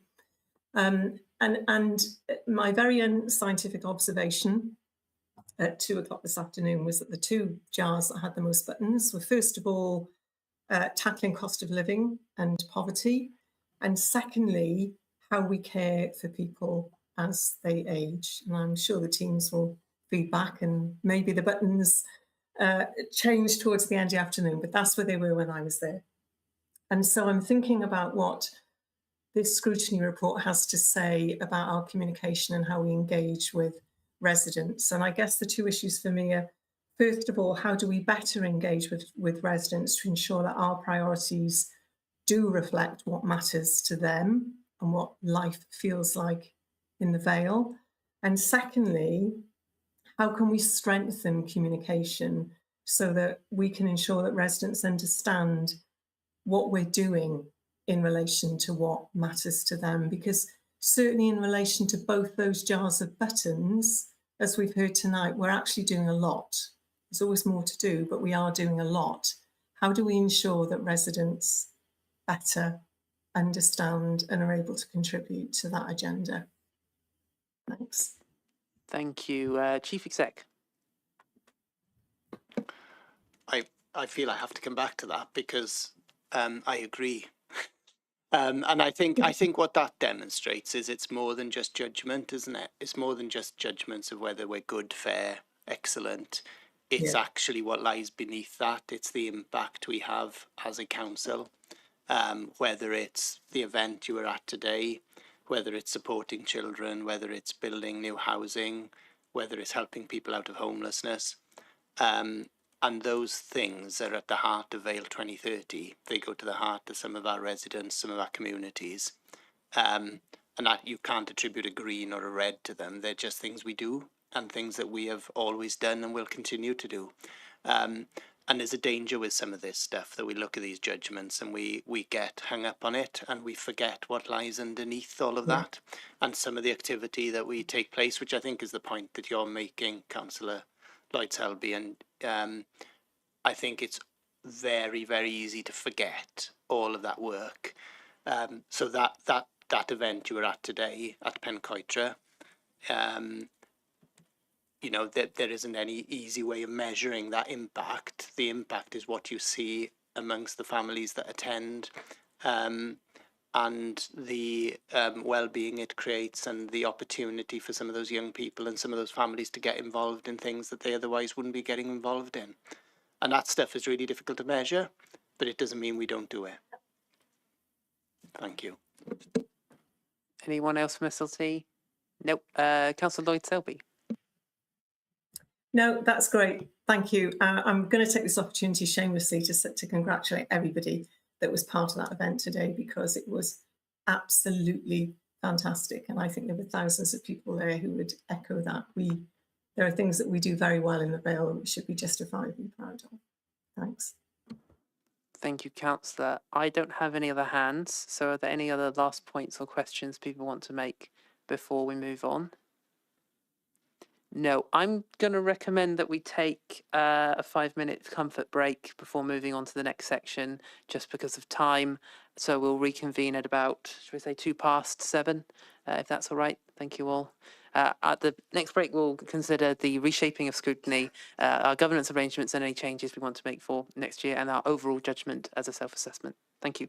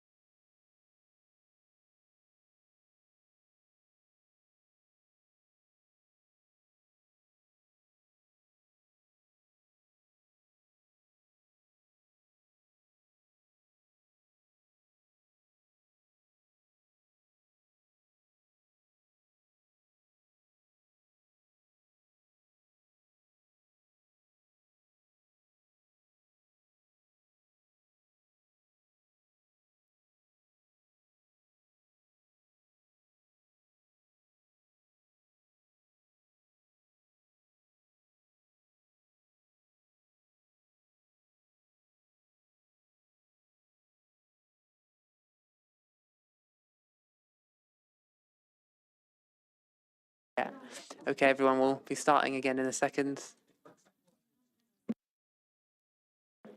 I'm not the mayor, but I will bang the gavel.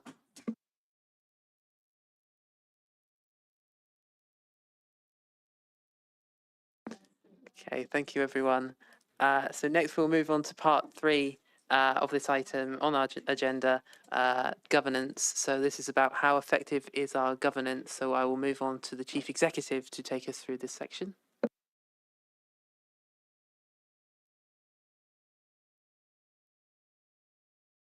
Thank you, Chair. So in terms of governance, this is how we make decisions, how we take decisions, and how we make sure that we do them legally. We basically, well, it's not just us that concludes this, it's our auditors. We have sound and effective governance arrangements in place. We have a strong framework for making decisions and for managing risk.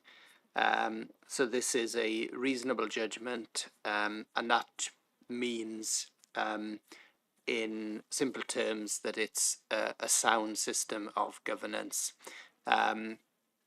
We have a reasonable assurance from our internal audit, and that confirms effective governance, risk and control frameworks. We have a risk strategy. We have a corporate risk register, which highlights those key risks that impact on the organisation. We've already heard, for example, this evening that school deficits is one of those risks.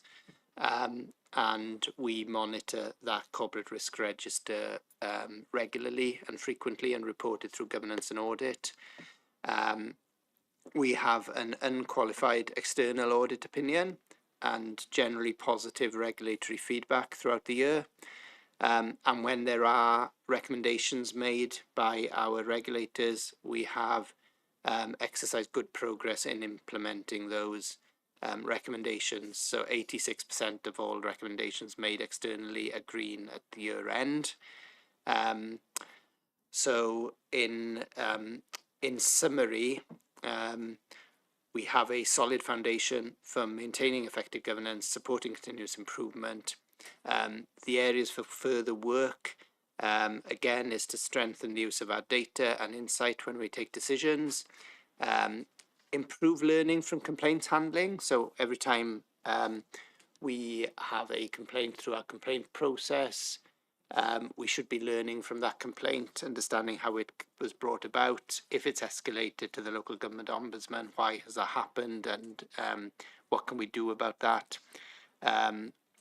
And again, which is another theme that has emerged this evening, is look to address capacity and pressures which affect pace of improvement in some of the decisions that we take.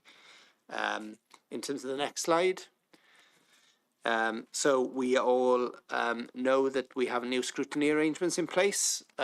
These scrutiny arrangements were born out of the recommendations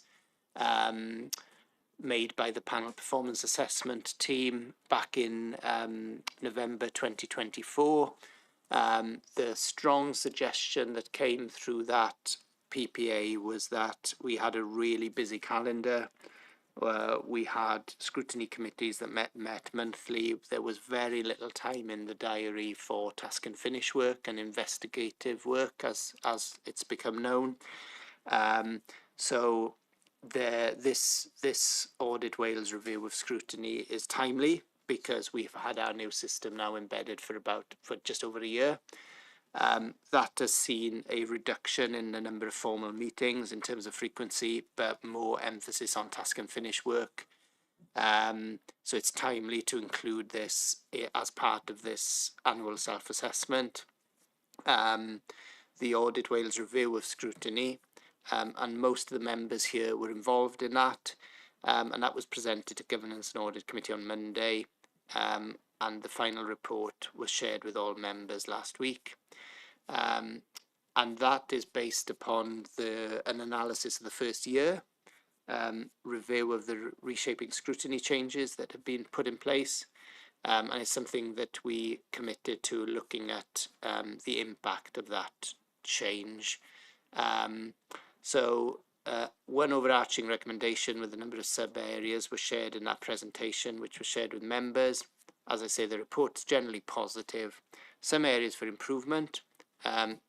Pleasingly, though, drawing out some areas of good practice as well, particularly relating to task and finish and public involvement.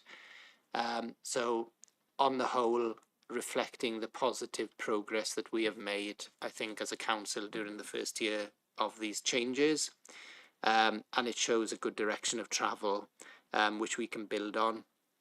And it's opportune to thank all members across the chamber for making that work in the way that it has worked, whilst recognise that we need to do more to embed those changes, and particularly given the space we were at when Audit Wales, or Wales Audit Office as they were known then, back in 2018, looked at scrutiny across Wales and looked at scrutiny in this council and said we could do more. So this shows the benefit of learning from external peers. As I say, it's something that emerged from the PPA. It shows the benefit of working in partnership with our external regulators and looking to see how we can improve, which was a question that was asked earlier this evening. And I think that's probably where I need to leave it for now. But happy to now open it up, Chair, to any questions and discussion on this particular point before you summarise. Thank you, Chief Executive. So now over to members. This is your opportunity to ask how effective is our governance and to have any questions or debate over the reshaping of scrutiny or our governance procedures in general. First, I will go to Councillor Johnson.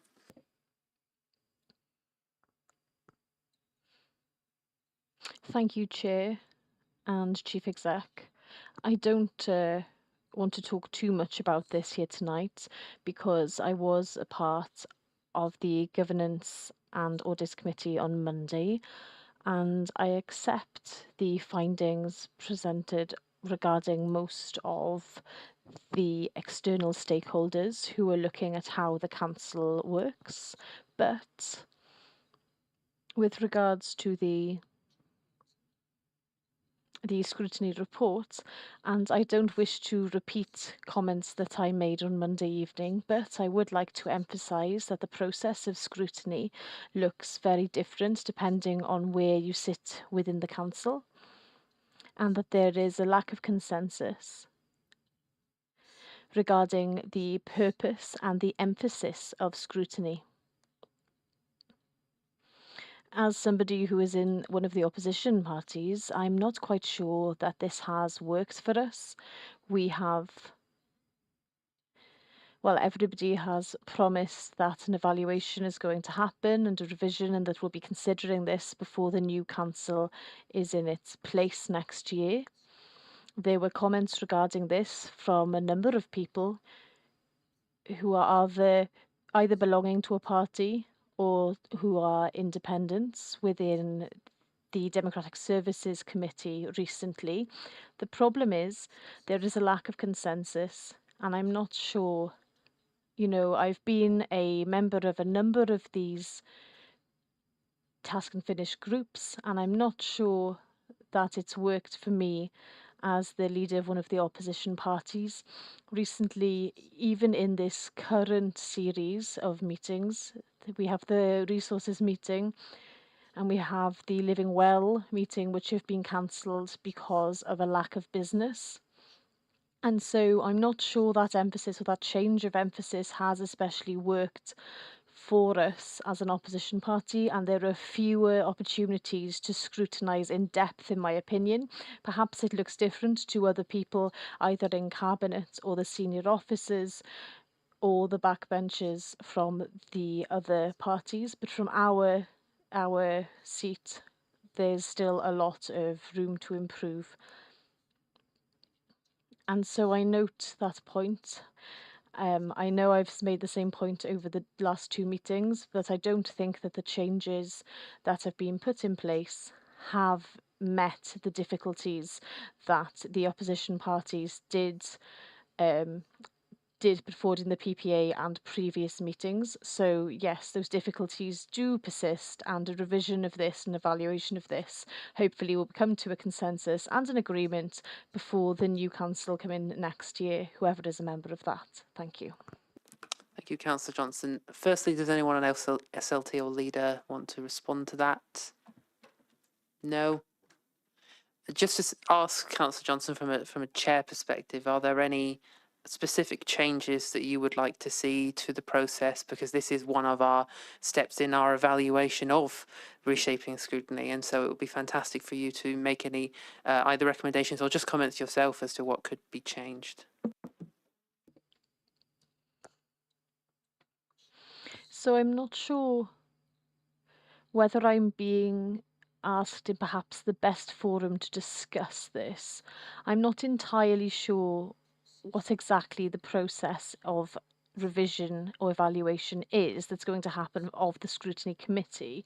If this is going to be underlined and outlined that we can work on this under the next few months. But from my perspective, and that's my personal perspective, I feel that there are fewer opportunities to scrutinise and to be updated on the performance of the council. I feel that I spend time on various task and finish committees, looking in great detail and the activities on the council, and it's very interesting to be a part of these, but I miss the big picture on how the council is performing and the matters arising which are matters of importance. And I think the fact that we meet less frequently and that the resource committee has less business all feeds in to the feeling for myself personally that I am less aware of what is happening and I receive less warning or forewarning on problems arising across the council now than I did under the previous system. And perhaps other people will have different opinions, but I don't want to go into those details tonight. I'm just noting the fact that Audit Wales have come back to us to say that they are happy with the arrangements after the first year doesn't prove to me that councillors in the opposition parties are satisfied with this. And I also note, in terms of the task and finish groups, we have one specific party who perhaps aren't taking an active role in the way that you hope that they would do during that process, and they oppose at the end of it. And so they are not included within the process. And there was a purpose behind this. It was one of the things that people were warning about before the process was introduced. Thank you. Thank you, Councillor Johnson. And if anyone else wants to raise points or recommendations on this matter, they're welcome to as well. Leader. Thank you, Chair and Councillor Johnson. It was a discussion that we had a lot, but I will say, ultimately, scrutiny should be, to all intents and purposes, self-directing. The scrutiny function of this council is part of the democratic process. And as Cabinet, we want scrutiny to work well. But it is not for Cabinet or for me to dictate what that should be. So if there is a discussion to be had. But what I would say is that having fewer meetings or less frequent meetings has opened up an opportunity for task and finish. That is actually in its infancy. Some have worked better than others. Some have been really interesting outcomes on that. I am disappointed to hear that a scrutiny committee was cancelled for lack of business, because the fact that we circulate reports for members' information means that we took that away from things being referred that were mainly information reports to scrutiny. But they are circulated. If any member wants to call a report into scrutiny with any of the ones that are being circulated because they want to explore a particular aspect of it in greater depth, then that would be really great, because then there is a purpose to scrutiny. Just actually sending a report that people might think, well, all right, then we'll talk for 10 minutes about it and then we'll note it. So if we work together, we can make scrutiny much more effective. I think we're halfway there at the moment, but we need to continue those discussions. But as I said, that discussion really is down to scrutiny, to drive, to see how they want to contribute to the outcomes of this council. Thank you, Chair. Thank you. So unless Councillor Johnson wants to come back in on this point, that's fine. You know, I have many people on my list, so I'll take you one by one, so please be patient. But I'm specifically looking for what are your issues with the current process and what specifically can be done to fix it, or what would you like to see to be the process of which we debate the ways that we could fix this, and Democratic Services can listen to everyone's points of view. So next I'll go to Councillor Lovelock Edwards. Thank you, Chair. It's just 2 points following on from the theme this evening, and the first one is around communication and engagement. And as someone who's in her first term, what saddens me, and I think that most members share this view, is the lack of engagement that still pervades across all scrutiny committees from members of the public. We know that members of the public are motivated to attend a scrutiny committee meeting when there's a specific issue that either they're passionately against or passionately for, but nevertheless it sort of helps us as members of each scrutiny committee if we have consistency of approach in terms of regular member engagement. So it may be too simplistic, but following on from Councillor Lloyd Selby's observations today, that we do know that there are reports coming up in advance and there are specific issues that we could then go out to members of the public to sort of seek their views and encourage them to participate. And I know that we've improved in how we signpost and advertise and communicate, but it still saddens me that there's a barrier to members of the public participating. Don't get me wrong, using the terms committee, scrutiny, and taking up an hour or so of your time is likely to be off-putting to so many people who have caring responsibilities, work shifts, etc. But there must be a body of people out there that would actively want to engage.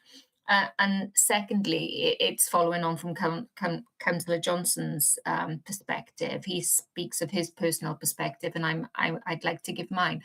This is my first term of office as a councillor, and I appreciate that this is the first year of that change. That change to me has been welcome, because task and finish, or lack of it, was frustrating. And having been someone who's put forward a couple of ideas to the committees that I've been a member of, I've welcomed the opportunity to delve deeper into specific issues. What I would like to see going forward is sort of seeing the end result from the task and finish recommendations and having more engagement with officers on their journey or the progress, or what the what the barriers are if they can't progress specific elements that stem from the task and finish group's recommendations. And that's all I wanted to say on this matter so far. We're a work in progress. I do welcome the changes. I accept that there, to some who perceived it as being perhaps a backward step, but I don't get that at this moment in time, apart from obviously the lack of public scrutiny that I would welcome. And I'd like to think that everyone else would too. Thank you, Chair. Thank you, Councillor. I don't see anyone who wants to come in on that. So we'll go next to Councillor Carroll. Yes, thank you, Chair. As the Conservative Group Leader, I thought it would be helpful to outline my experiences and our group's experiences of the changes to scrutiny. As members will be aware, we opposed the changes when they were made. We felt that they would inhibit rather than enhance scrutiny. And I'm sorry to say that, from our experience at least, that very much proves to be the case. I haven't found these task and finish groups to be in any way as meaty or as effective as we were promised.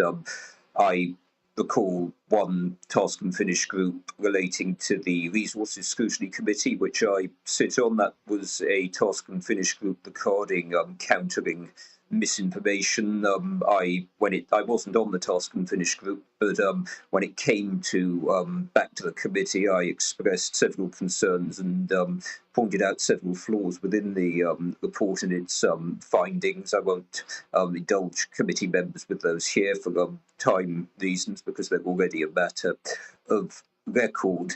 I think if we're going to improve scrutiny, and I will try and be constructive and helpful by bringing forward some ideas, the one thing that would help would be for scrutiny to be less performative and more inquisitive. And what I mean by that is having proper exchanges between witnesses, i.e. the council officers, cabinet members or any other individual who may come in before the committee, to allow members to probe them and to ask follow-up questions. And it's something I raised at full council last week, and I raised it at the Democratic Services Committee as well. I appreciate that debate needs to, for obvious reasons, be conducted through the chair, but I think it would be helpful were each member of the committee on agenda items, particularly those that are contentious or lengthy, to be allocated a specific slot of time through which they're free to engage in exchanges with a witness or witnesses and really follow up any concerns that they have. And the reason I say this is because, in my view, and it's a point that was made to me when I attempted to do this in the Resources Scrutiny Committee, I was told by the chair, this is not a cross-examination. Now, to be blunt, I think that a cross-examination is exactly what's required, the ability to probe, to put witnesses under the spotlight. If an officer or a cabinet member is presenting a report to the council or to committee, it's not unreasonable to expect them to be across that report and to be able to answer questions without notice. Obviously, if a specific detail is requested of which the witness is unable to provide on the spot, then obviously they can say so and can go away with it. But that's the sort of scrutiny that really does help us to delve into what's going well and what's going wrong and areas, and expose perhaps areas that require further attention or action. So that would be my suggestion. But I echo the comments of Councillor Johnson regarding scrutiny more generally. I don't think these reforms have worked. I think that reducing the number of committees has been detrimental. I don't think that the committees have sufficient time now to go into the level of detail required of certain items, and I think lessons need to be learned from the way this was brought about. Okay. Does anyone want to respond to that? Otherwise, from a chair's point of view, I just want to ask you, Councillor Carroll, because I asked Councillor Johnson, how would you like to see the process of scrutiny reviewed in future?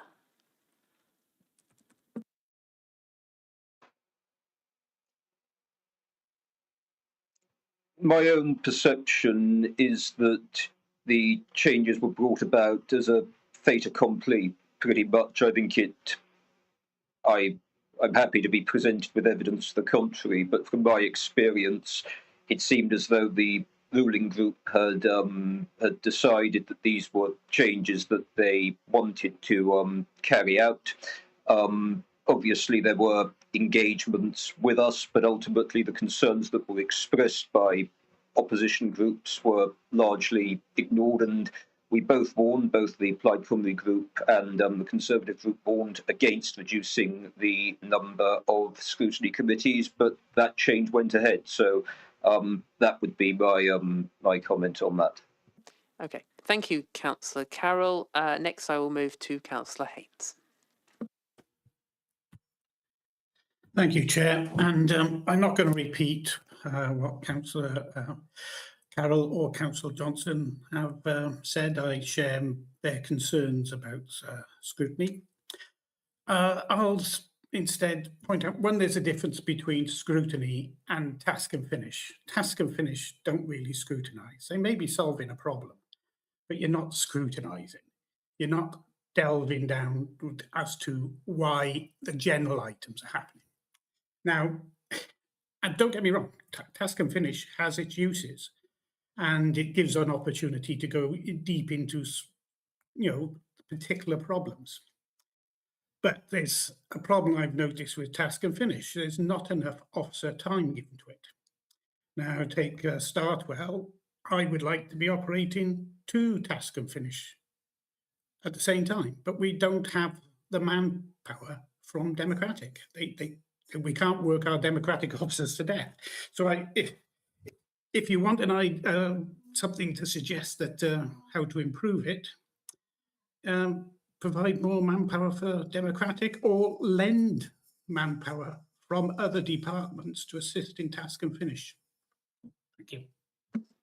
Okay, Councillor Haynes, because that's very specific, do you want to make that a recommendation we can discuss at the end? Well, happily so, yes. Great, I will make sure we discuss it at the end. Anything else from you? Otherwise, we'll move on. Sorry, Chair, went off the screen. No, that's fine. Great, thank you. I'll move to Councillor Payne now. Thank you, Chair. I just want to say, firstly, what a positive experience Task and Finish has been in terms of the 2 of the most poignant things for education at the moment. And it is all about scrutiny, because scrutiny is about asking the relevant questions. So obviously the first one was around additional learning needs. And the second one we're doing now is around budgets, school budgets. 2 of the most significant things and 2 corporate risks at the moment. So I would say, that's really poignant. The other part about that is it is about asking the relevant questions. It is down to each scrutiny committee to manage themselves, essentially, and to look at the issues that are important to that scrutiny committee and to the council. For instance, things like, if you look at ALN, we did ask everybody. We asked the public, teachers, LSAs, schools, dinner staff, cleaners, parents, young people. We met with everybody, and that is the highest form of scrutiny. And it was very, very inclusive, and we had very, very good information from all of those people. That's the first thing. The second thing now, I think, is around engagement. It is down to each individual member of that scrutiny committee to engage with it, either at task and finish or with the chair. The second point I'm going to make is around, in terms of scrutiny, is you have the ability as a member of the council to ask the chair to put something on the agenda. So if you feel that it's really important to you, you can raise an agenda item. So I just want to say there is an obligation here on individual members to raise the issues of concern to you, or of members of your ward, or of your group. And I just want to say it's been a really, really good cross-party experience. We've raised some significant concerns around ALN, and we're looking now at school budgets. So for me, I think it has been a deep dive, but the onus sometimes is on the individual councillor. So thank you. Thank you, Councillor Payne. Right. Next is Councillor Lloyd Selby.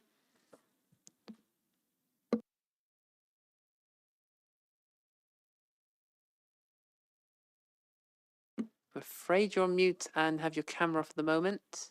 There you are. Yes, I apologise. Yeah, I apologise. Thank you, Chair.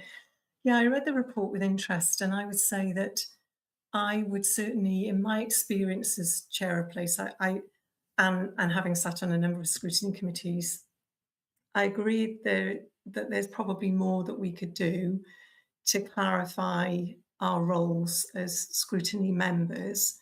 So tonight I've heard the comment that there isn't enough time to effectively scrutinise reports. Well, as the chair of place, which is a very busy committee, as place members will know, if I see in pre-agenda that we've got a really meaty agenda, part of my role as chair is to either defer items to different committee meetings at a different time so that I can ensure we have enough time to discuss them, or indeed to call a special meeting if there's an item which I think is of considerable interest. So it hasn't been my experience that there isn't enough time to scrutinise reports. I think that's my responsibility as the chair of the committee to make sure that we do have that time. Also, I have to say that across the 2 task and finish groups that Place Committee have run so far, we have had cross-party engagement. We didn't have all parties represented on the first committee, but we do on the second committee. I think members have seen the value of engaging on a cross-party basis. And certainly from our first task and finish group, even while that group was meeting, we were agreeing things that could be done differently with officers within existing departmental commitments and budgets. So I think we really have seen the benefit of that. I think we've had relevant cabinet members at all my committee meetings, and so committee members have opportunities to engage directly with cabinet members.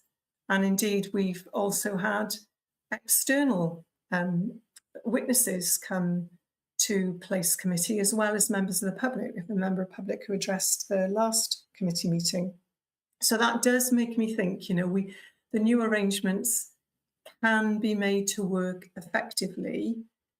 As Councillor Payne has said, I do think that the onus is on us as members to ensure that we maximise the opportunities and benefits that the new arrangements provide to us. But potentially there is also something more that can be done so that members and particularly chairs understand what they're able to do to more effectively shape agendas to address the issues that have been raised tonight. Because I certainly think that the new structure enables all of these issues to be addressed if we as scrutiny chairs and members work within the arrangements more effectively. Thanks. Thank you, Councillor Lloyd-Selby.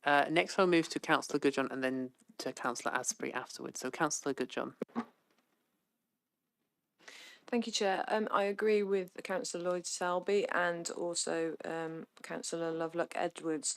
I believe that Task and Finish has brought scrutiny to life.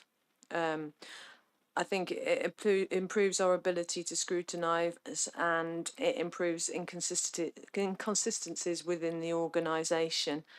I think it also provides an opportunity for public engagement in a less formal setting and allows the use of plain language to incorporate the public voice in scrutiny.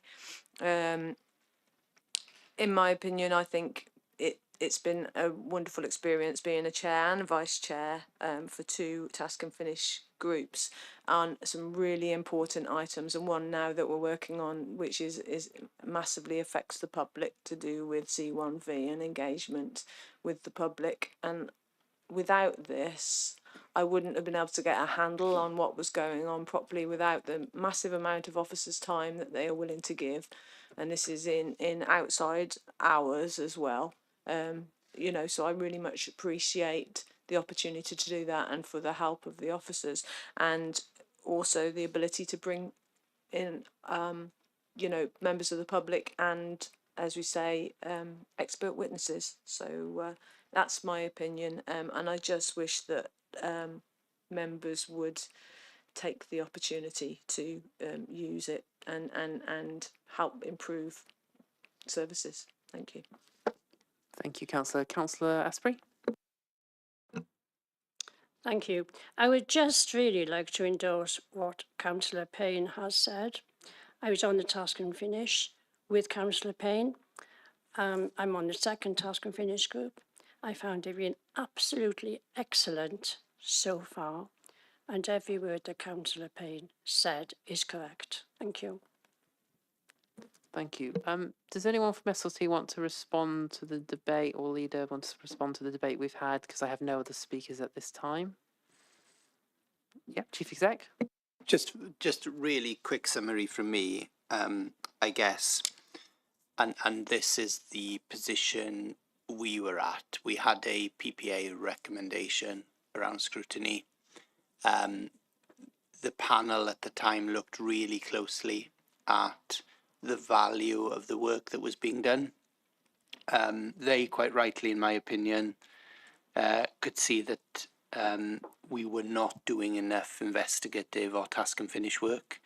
The obvious way of doing that was to free up more diary space. We can talk about getting more personnel involved. We can talk about staffing up the Democratic Services Department more, but we will be going into budget meetings in September looking for savings. That is a given. We do that year on year. Those savings will run into millions of pounds.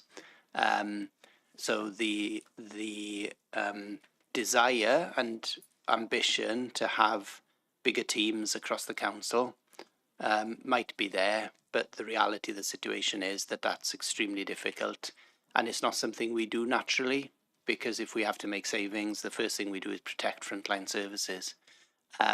So that is the conundrum that we find ourselves in. Without doubt, the changes, in my opinion, have freed up time. They have made, they've given us more potential to do that task and finish work. A couple of areas have already been mentioned. You know, if you are concerned about the council's budget, it's been discussed this evening. School deficits, school budgets, pressures in schools, pressures from additional learning needs. These are really meaty areas, and they are areas where task and finish work would have been impossible a year and a half ago, simply because there wouldn't have been much diary space. Freeing up that space has made it possible. In terms of the quality of that work, people will have a different opinion on that, and that's fine. And I think what's important for us is that we review where we are, we learn from what we've done, and we look to see how that task and finish and that investigative work can have even more value to us as an organisation. Myself and the Director of Learning and Skills have been ploughing over figures for the last 6 months and more, with colleagues from Learning and Skills and Finance about school deficits. All that data exists, it's there, we have it at a school by school level. We know the direction of travel across each school. We've been working with head teachers, we've been working with governing bodies, so it's not as if that evidence doesn't exist, it's there. And it's there to be analysed and to be considered and to plough through and to look at how we can learn from it and how we can make even better progress in getting those deficits down. And an interesting point was made earlier: how do you protect learning? How do you ensure that the schools are still able to do what they have to be doing and what they're there to do, which is to teach children and to keep children safe in the classroom and to give them a grounded education, when at the same time we're cutting, not cutting, at the same time when we're looking at school deficits and trying to cut the deficits. That's a massive challenge for us. So these topics exist, they are there, and they're there to be getting stuck into. So I'm really pleased at some of the comments that people have found that they've had space to do that, and long may it continue. But, you know, I accept, probably need to take it to another level. Thank you. I'm going to go to the Director of Learning and Skills, and then I know Councillor Prothero is waiting as well, so we'll bring you in later. So yes, Director of Learning and Skills. Diolch. I just wanted to say thank you, really, to your comments, Councillor Asprey and Councillor Payne, because as we definitely have benefited from the insight and the totally different perspectives that elected members bring to this. So I'd say long may it last, and we've definitely benefited from that. So thank you to those that have been involved. Thank you. So Councillor Prothero. Thank you, Chair. I just wanted to come back in on the purpose of task and finish, and I think from my perspective it supports the scrutiny function. It quite clearly does. On Resources Committee, we've done 3 task and finishes. And the first one, which was about the procurement function and making our procurement function more socially responsible, that was timely in as much as the procurement regulations were changing and the social partnership bill was coming in. And it was insightful because we talked to all of the buyers in the authority. It definitely supports the function of scrutiny because this committee looks at procurement. So it made absolute sense that we did that. And doing it in a cross-party way, I just think it helps to create a better environment for us all to work in. Because, and I don't want to sound too cheesy, but we are one council. We have got expertise, and when we can bring it together, it works for the better. The other 2 that we've done, again, it's supporting scrutiny, managing misinformation and disinformation. I can't think of anything more relevant and more meaty. It really was, and it was an excellent exercise in digging deeper into something that affects all of us. And it makes all of us feel, I don't really know, what do we do when you see all of these social media posts and you know they're wrong? When do you step in? Well, that was kind of like, and it was something to support all councillors, and the recommendations will support all councillors going forward. The most recent one that we're looking at is how we can improve the C1V process. This committee has reported on C1V for a couple of years. We could see that it needed a deeper dive into it, and for us all to have a better understanding of what's going on and the changes that I know Nikki's bringing in, which will revolutionise the service. But this is all relevant and it all supports the scrutiny function. So I wanted to make that point because I think it was something that hasn't really been covered. So that was it. So it's not a question, it was just a comment. Thank you very much. Thank you, Councillor Prothero. The Director of Environment and Housing. Thanks. Just a quick one for me, just a reflection again from a director perspective and from some of the feedback from my staff and a number of members and SLT have touched on it today, that element of curiosity which is fundamental to task and finish, isn't just limited to task and finish, it's part of scrutiny itself. We spend a lot of time identifying, defining problems within our scrutiny committees and what we're going to do next, which is absolutely critical. Of equal benefit and importance is understanding what is working, why it's working, and how we can apply that learning in different contexts, in different services, across different scrutiny committees for different problems. Because again, not to sound corny, but where the magic happens is when we cross-pollinate across some of these different areas.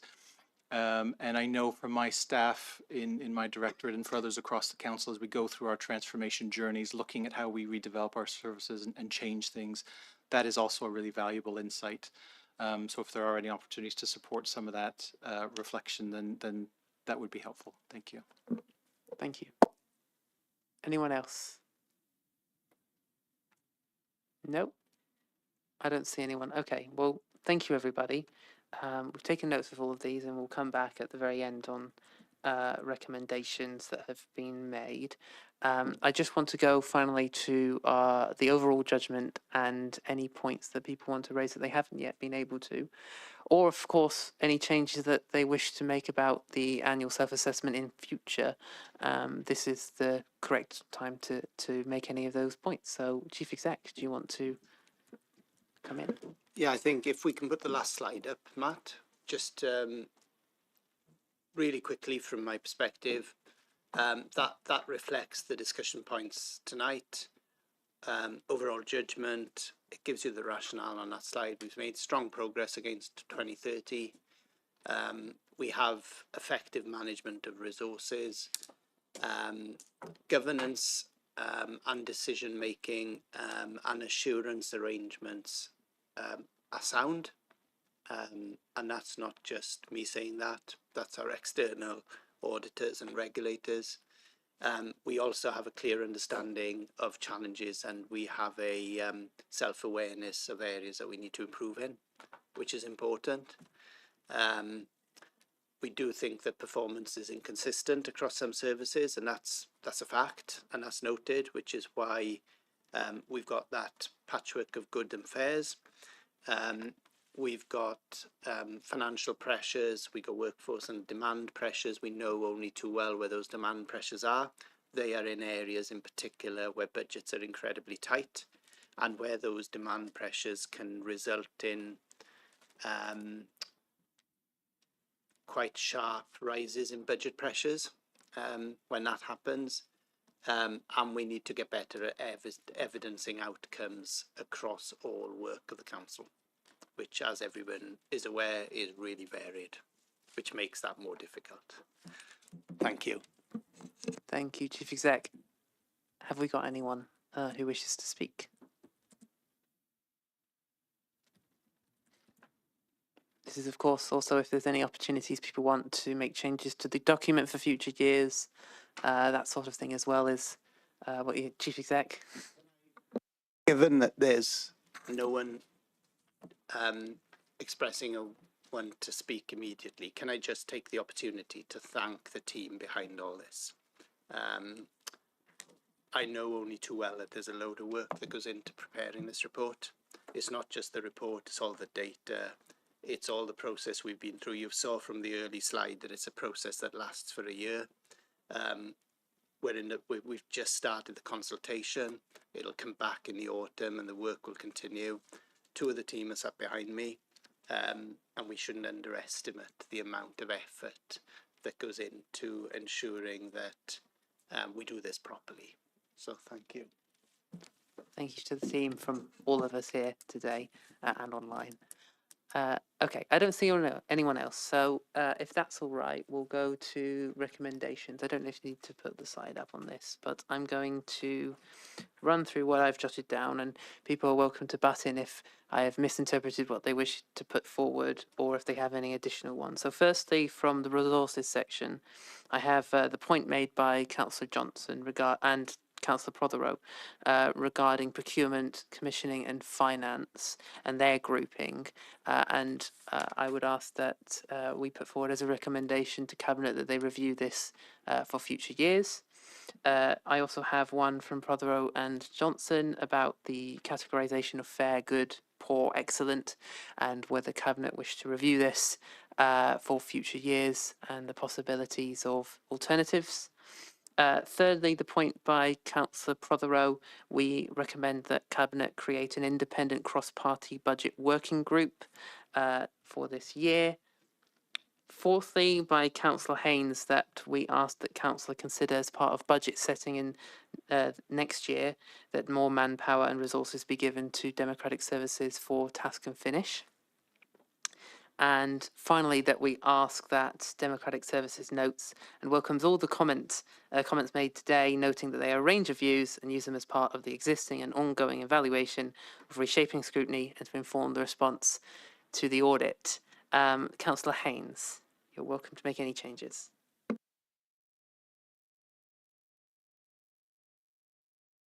You are on mute. Right. Here we go. Can you? Yes. Right. I still can't see myself. Can you see me? It's all right. We can hear you fine, so that will do. Right. Okay. I'm having trouble with the computer tonight. Anyway, but I was more specifically saying, though they could, in the budget, allocate more democratic staff. I was really suggesting that the other parts of the council could lend resources, i.e. staff, to do the administration tasks that Democratic end up doing for the task and finish groups, and therefore relieving the weight off their shoulders, and as such, allowing them to fulfill their job, their roles a bit easier, if you know what I mean. I don't know if I said that right, because it's quite off-putting, because the screen keeps flickering. No, that's quite all right, Councillor Haynes. What we can do is we can ask that Cabinet consider it. Yeah. Can't we? So we can definitely recommend that they consider it. Right. Okay. I'll make it clearer in writing, but as I say, I'm having terrible troubles with the computer, and at the moment, it's if I was epileptic, I'd be having a seizure the way it's going, and it's really off-putting. But I'll drop a note into Democratic of what I was implying. Thank you, Councillor Haynes. I think I got you there. That's fine. Okay. If everyone in the joint committee is agreed, we can ask the Cabinet consider doing such as Councillor Haynes said. So those are 5 recommendations. Unless anyone wants to make any changes to those recommendations or they wish to add any others. Councillor Prothero. Moving the recommendations, Chair. Thank you, Councillor Prothero. Do I have a seconder for the 5 recommendations? Thank you, Councillor Goodjohn. Have we got any dissent to the 5 recommendations? No, I don't see any dissent, and therefore I will consider that this is approved unanimously. Thank you, everybody, for your attendance today and for what I thought was a lively and engaging debate. Any feedback on the structure of this meeting, please come back to myself and Democratic Services and as part of our ongoing review of reshaping scrutiny. Thank you, everyone, for your time. Diolch yn fawr, and diolch yn fawr to the translator, and diolch yn fawr to senior leadership team for your fantastic work today.